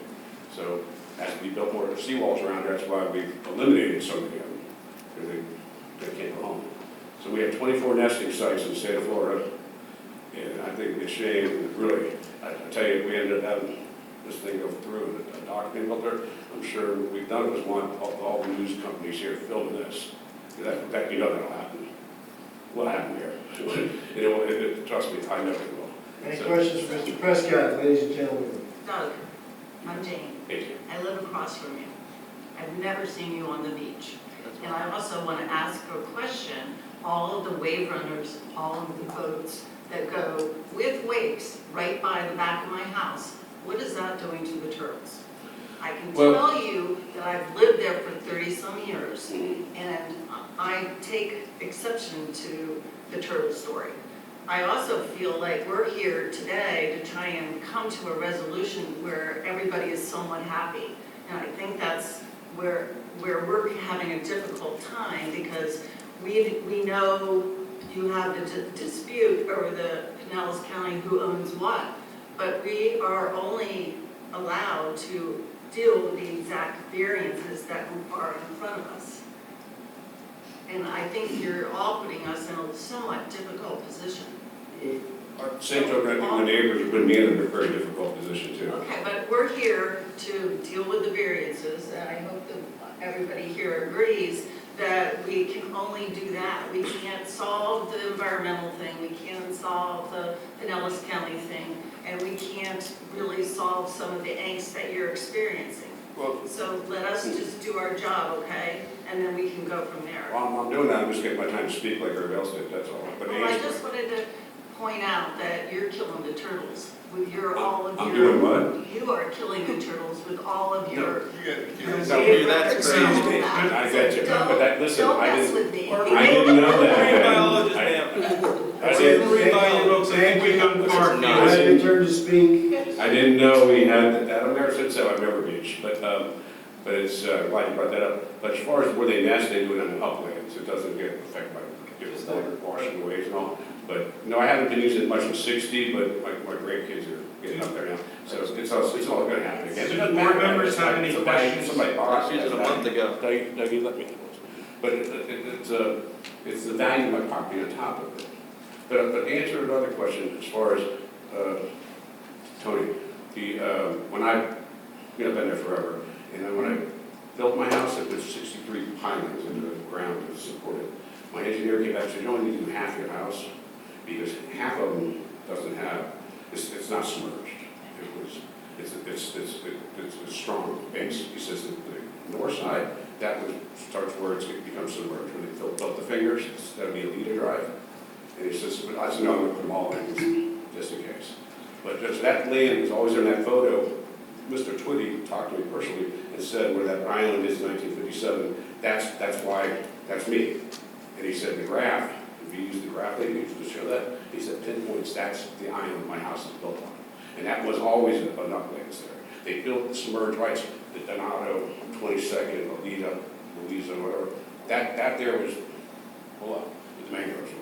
So we got it. We All right, understand it. just want you to know my land was always. We're not putting 3 minutes on anybody tonight, because you're respectful and we appreciate all the information. So I want to ask if there's anybody else in the audience before we start to vote on this that want to speak for a maximum of 3 minutes. Mr. Owens. Mr. Owens, you've been recognized. Sorry, Mr. Chair, just from a procedural perspective, I believe applicants should get like a very brief rebuttal at the end. So I would ask for, 3 to 5 minutes at the end after anyone else speaks. Sure. Thank you. That's fine. Anybody in the audience, please stand up, come to the podium, introduce yourself. You have a maximum of 3 minutes. Yes, sir. Sir, were you sworn earlier at the start I of the wasn't, proceeding? no. Could you raise your right hand? Yeah, Do you swear or affirm the testimony you're going to give before this body is the truth, the whole truth, and nothing but the truth? absolutely. All right, thank you. I would ask you, is there anything different than what we've heard tonight that you're Well, going to tell us? there's some false information, I just want to, We're not going to go back and forth. I on know, this. but it just needs to be said. It's, Mr. Chair, we have to give them the opportunity to speak. 3 minutes, sir. I'm Doug Prescott Jr., I've been living in the house for 30 years. And Ms. Goldman, you mentioned that you never used it, whatever. I was just using it a month ago. I parked my boat on the beach. You know. Yeah, okay. So, I mean, you said it. Yeah, I'm saying so. Thank you. Thank you. Anybody else want to speak? Please come forward. Mr. August. Thank you. Thank you, Mr. Chair. This is by way of rebuttal by the applicant, and I will be as brief as I possibly can. I promise not to take more than 5 minutes. 3 minutes, if I'm not mistaken. Sir? 3 minutes. He's Sir, procedure is- representing the applicant. He's different from you. Thank you. Thank you, Mr. Chair. Respectfully, I think that you heard the tale of 2 different presentations. One was very tailored, deliberately focused on the variance criteria that are before you. Another was focused on basically anything but the criteria that are in your charter. As we said, this is a multi-level approval. Mr. Driscoll said that you don't have the right to give them the right to build a dock. Well, you couldn't possibly give my clients the right to build a dock tonight because the permit comes from Pinellas County. It doesn't come from the city of Bel Air Beach. The city of Bel Air Beach has to certify to Pinellas County that we met your variance criteria before Pinellas County will take up its own review. I don't think it's relevant, but I want to address it because there's something that is extremely significant in these documents that I just received, and which you all just received. Mike Twitty is the property appraiser. His email contains a key word that I think was kind of left out of this conversation. If you take a look at his email on these 2 deeds from 1985 and 1987. Attached are the 2 tax deeds which conveyed the submerged lands to Pinellas County in the mid-1980s. Well, the opposition has showed you pictures, and their environmental scientist has testified that the upland sand was there in 1957. When you look at the deeds, the first one from 1985 says portion government lot 2 being submerged lands, SUBM lands. If you look at the second one from 1985, it says the same thing, being submerged lands. And so it's clear to me, again, it's not for you, but I think that issue was made such a huge deal that you're going to get sued and this is such a big problem, you guys better not do this, don't even follow your own process.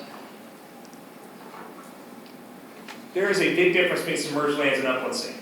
Submerged lands are seaward of the mean high water line.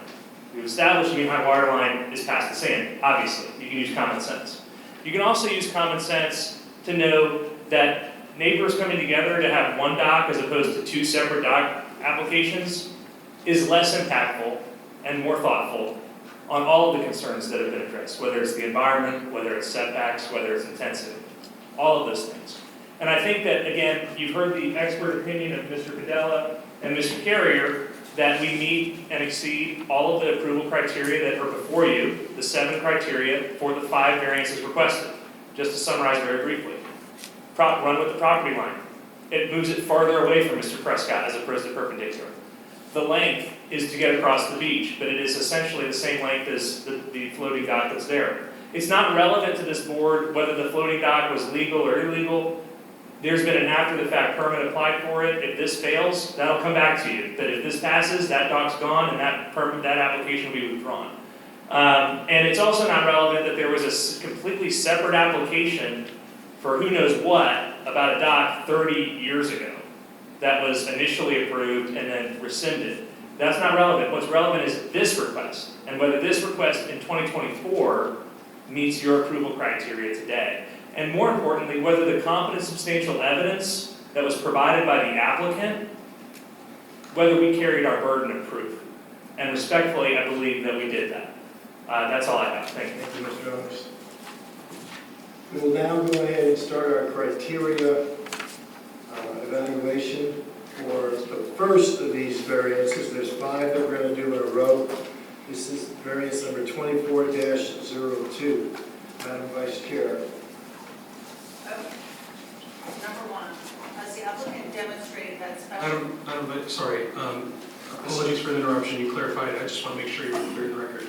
You said this is specifically for 24-02. Thank you. That's Just wanted to the make first sure. of 5 we're going to do. Thank you. 2402. Thank you. Okay. Has the applicant demonstrated the special conditions or unique circumstances exist which are peculiar to the land, structure, or building involved, and which are not applicable to other similar structures or buildings in the same zoning district? Vote yes, variance is approved. Vote no, variance denied. Will you please check your microphone to make sure that it's on? Thank you. Do you need me to read that again?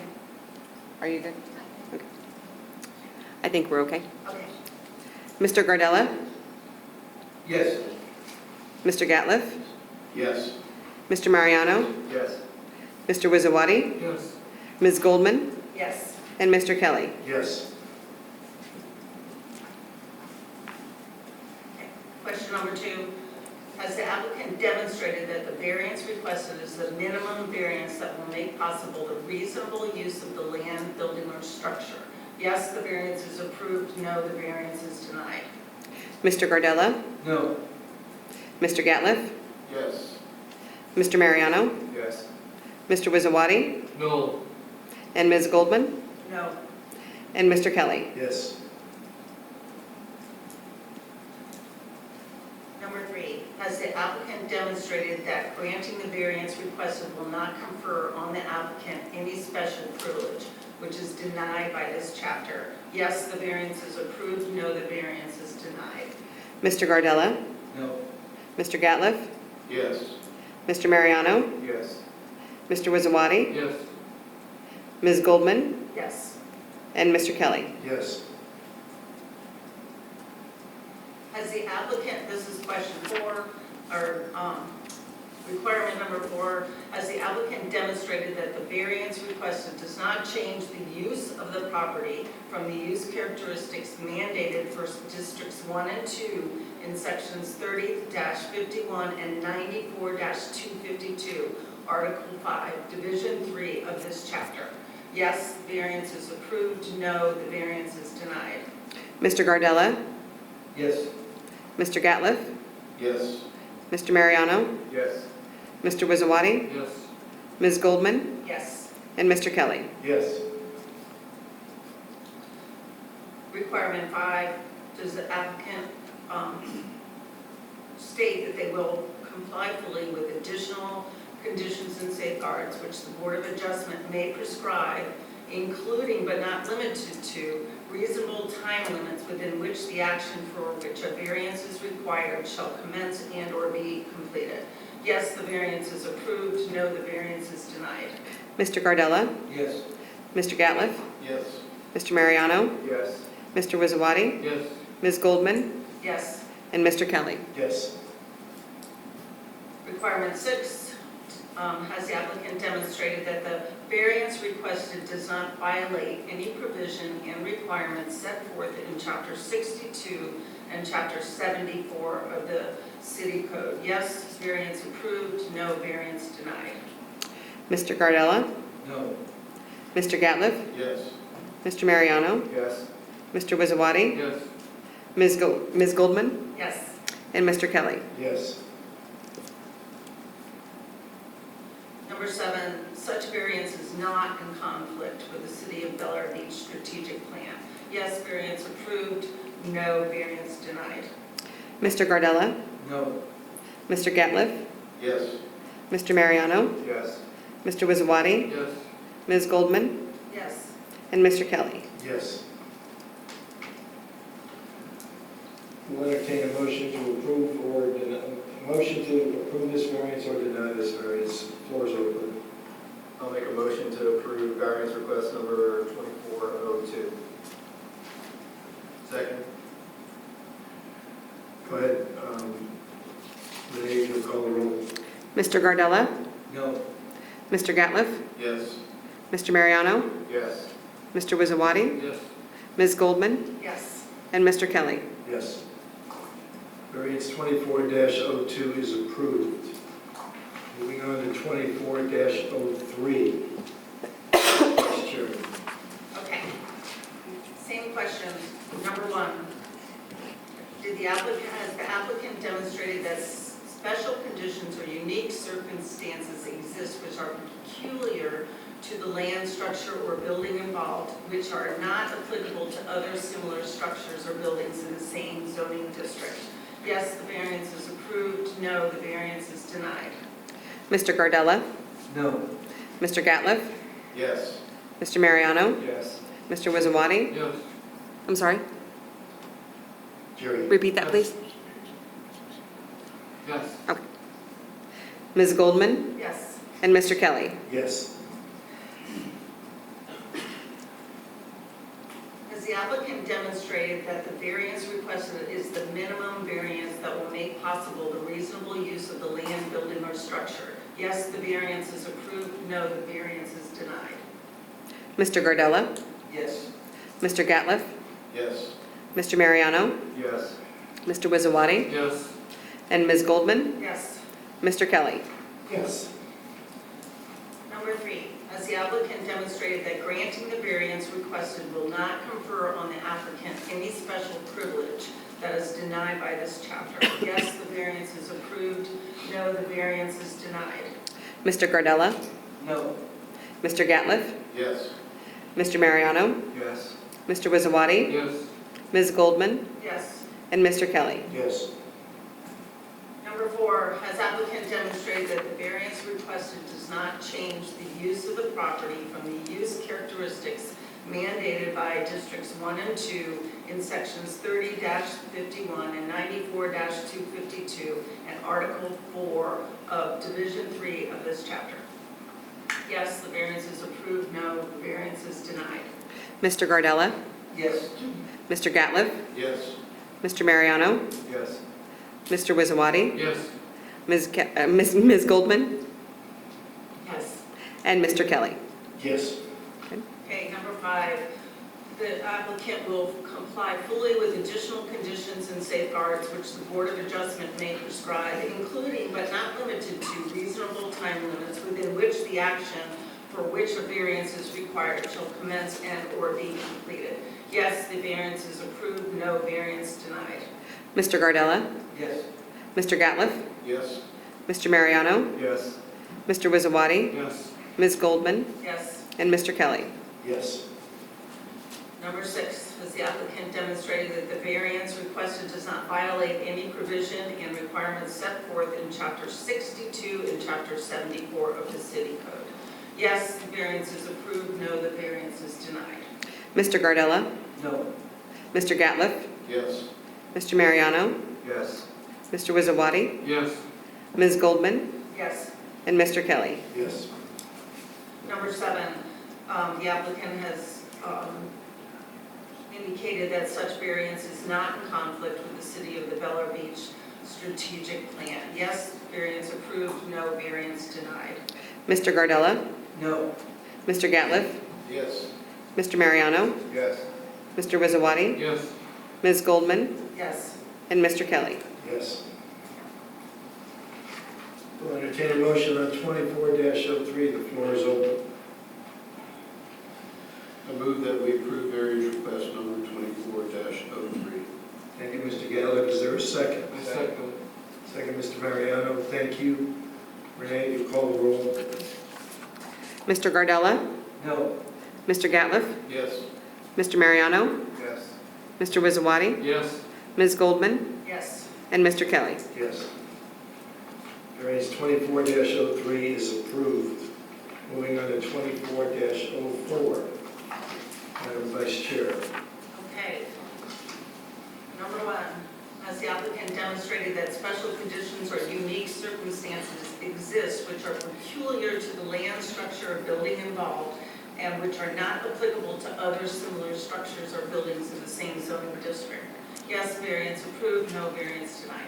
Mr. Gardella, Yes. Mr. Gatliff, Yes. Mr. Mariano, Yes. Mr. Wizawadi, Yes. Ms. Goldman, Yes. and Mr. Kelly. Yes. Number 2, has the applicant demonstrated that the variance requested is the minimum variance that will make possible the reasonable use of the land, building, or structure? Yes, the variance is approved. No, the variance is denied. Mr. Gardella, Yes. Mr. Gatliff, Yes. Mr. Mariano, Yes. Mr. Wizawati, Yes. Ms. Goldman, Yes, sorry. and Mr. Kelly. Yes. Okay. Number 3, has the applicant demonstrated that granting the variance requested will not confer on the applicant any special privilege that is denied by this chapter? Yes, variance approved. No, variance denied. Mr. Gardella, No. Mr. Gatliff, Yes. Mr. Mariano, Yes. Mr. Wizawati, Yes. Ms. Goldman, Yes. and Mr. Kelly. Yes. Okay. Number 4, has the applicant demonstrated that the variance requested does not change the use of the property from the use characteristics mandated for districts 1 and 2 in sections 30-51 and 94-252 in Article 4, Division 3 of this chapter? Yes, the variance is approved. No, the variance is denied. Mr. Gardella, Yes. Mr. Gatliff, Yes. Mr. Mariano, Yes. Mr. Wizawati, Yes. Ms. Goldman, Yes. and Mr. Kelly. Yes. Number 5, the applicant will fully comply with additional conditions and safeguards which the Board of Adjustment may prescribe, including but not limited to reasonable time limits within which the action for which a variance is required shall commence and or be completed. Yes, the variance is approved. No, the variance is denied. Mr. Gardella, Yes. Mr. Gatliff, Yes. Mr. Mariano, Yes. Mr. Wizawati, Yes. Ms. Goldman, Yes. and Mr. Kelly. Yes. Number 6, has the applicant demonstrated that the variance requested does not violate any provision and requirements set forth in Chapter 62 and Chapter 74 of the City Code? Yes, the variance is approved. No, the variance is denied. Mr. Gardella, No. Mr. Gatliff, Yes. Mr. Mariano, Yes. Mr. Wizawati, Yes. Ms. Goldman, Yes. and Mr. Kelly. Yes. 7, such variance is not in conflict with the City of Bel Air Beach strategic plan. Yes, it's approved, or no, the variance is denied. Mr. Gardella, No. Mr. Gatliff, Yes. Mr. Mariano, Yes. Mr. Wizawati, Yes. Ms. Goldman, Yes. Mr. Kelly. Yes. For variance 24-04, the floor is open for a motion. Make a motion to approve variance request number 24-04.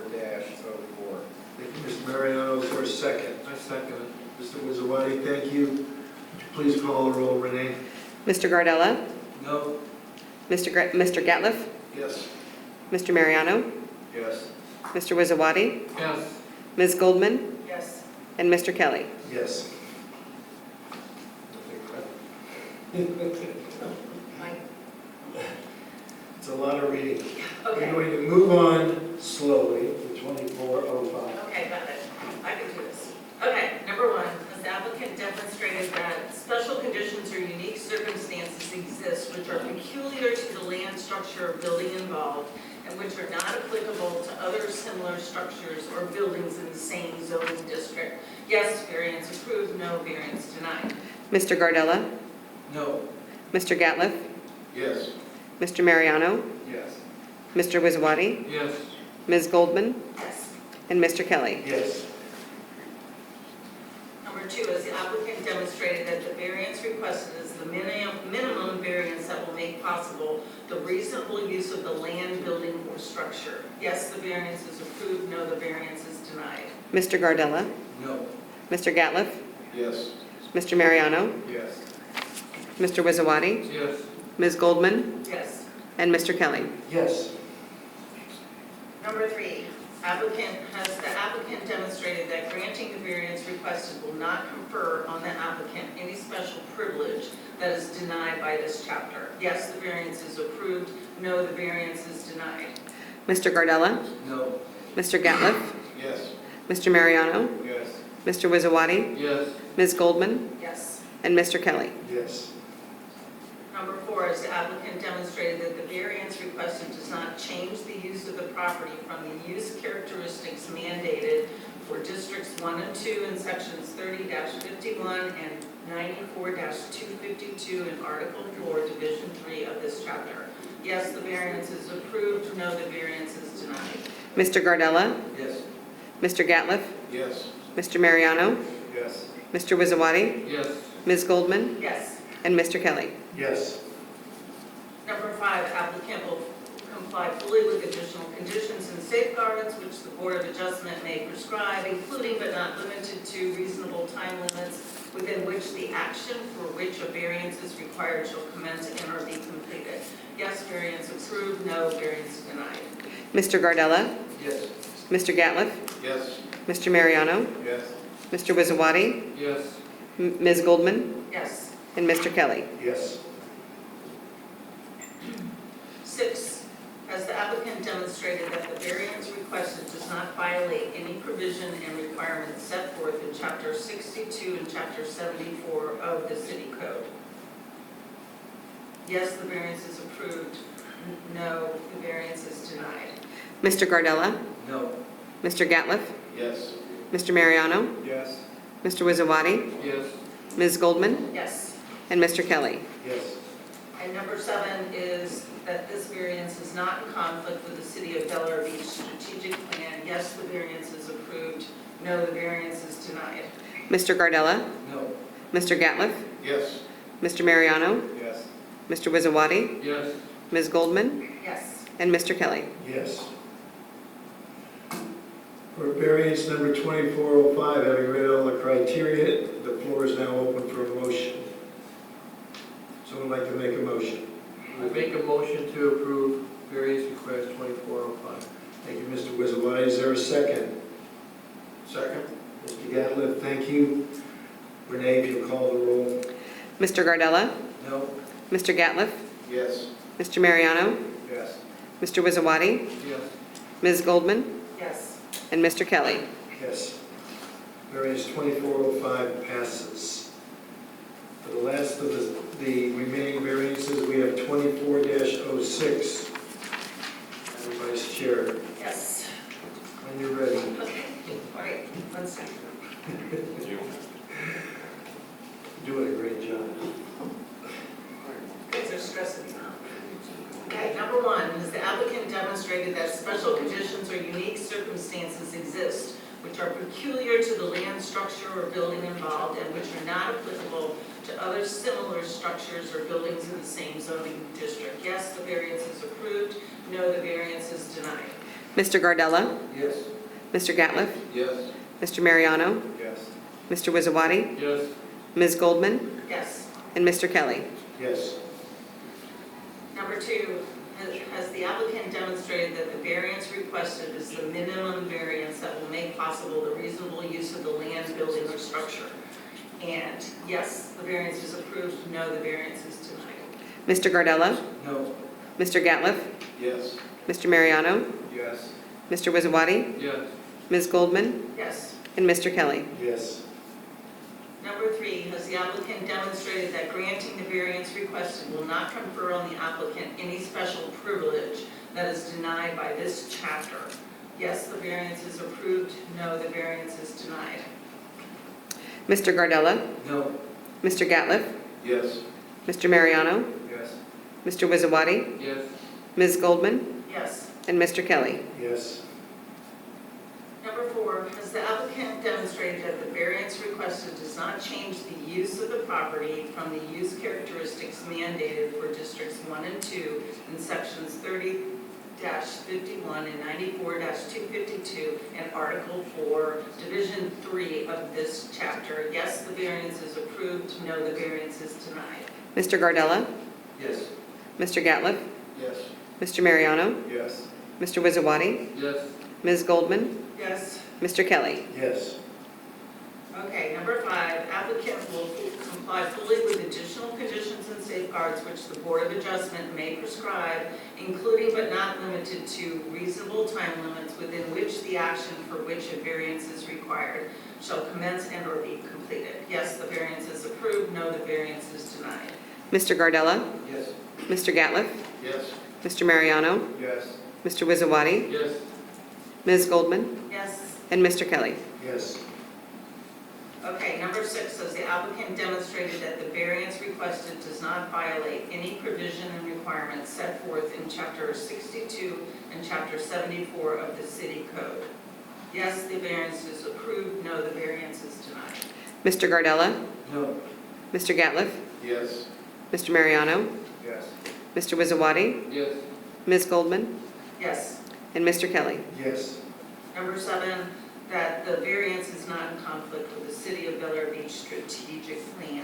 Yes, the variance is approved. No, the variance is denied. Mr. Gardella, No. Mr. Gatliff, Yes. Mr. Mariano, Yes. Mr. Wizawati, Yes. Ms. Goldman, Yes. and Mr. Kelly. Yes. For variance 24-06, the floor is open for a motion at this time. Would someone like to make a motion? Move that we approve the variance request number 24-06. Thank you, Mr. Gatliff. Is there a second? Gary? I second it. Thank you, Mr. Wizawati. We'll call the roll. Renee? Mr. Gardella, No. Mr. Gatliff, Yes. Mr. Mariano, Yes. Mr. Wizawati, Yes. Ms. Goldman, Yes. and Mr. Kelly. Yes, thank you. That concludes the 5 areas we've been asked to review. The criteria has been extremely well done by our Vice Chairwoman. Thank you very, very much. Mr. Ronks, Dr. Titlebaum, and to the Saganics, thank you very much. Your variances are approved. We appreciate everybody coming out tonight. We appreciate your patience. We appreciate your opinions, and we hope we all go home content. You're your neighbors. We're glad we're here. We're doing our part. Phase 1 of your mission is approved. Is there a motion to adjourn? Mr. Chair, before you move to adjourn, as an order of business, earlier tonight, we had the anticipated swearing in of our newest member. We moved that to the end of the hearing originally. It's my understanding that was moved to the end or at least after the hearing. It would be my suggestion we swear in the new member as they're still present. Mr. Prescott, you're still here. I'm here. Would you please stand up, and Madam Clerk, or Randy, Madam Clerk, will have the clerk. I'm going to stand up because I'm putting. Do what? That way they can hear you. Raise your right hand. I do solemnly swear I do solemnly swear that I will support, honor, protect, I will support, honor, protect, and defend the Constitution and defend the Constitution and the government of the United States and the government of the United States and of the state of Florida, and the state of Florida, and that I am duly qualified and I am duly qualified to hold office to hold office under the Constitution of the state under the Constitution of the state, and under the charter of the city of Bel Air Beach, under the charter of the city of Bel Air Beach, and that I will well and faithfully and I will well and faithfully perform the duties perform the duties of Board of Adjustment alternate member, of the Board of Adjustment alternate member, on which I am now about to enter. so I'm about to now enter, So help me God. so help me God. Thank you, Mr. Prescott, for your service. Thank you, Deb. Welcome to the Board of Adjustment. That concludes the business stated on the agenda unless any member has any other business to bring before us. If there's no additional business, anybody want to bring up? Jim did a fabulous job. That's a marathon for what you have to do tonight. No, thank you, everybody, for the participation. That's right. This meeting stands adjourned.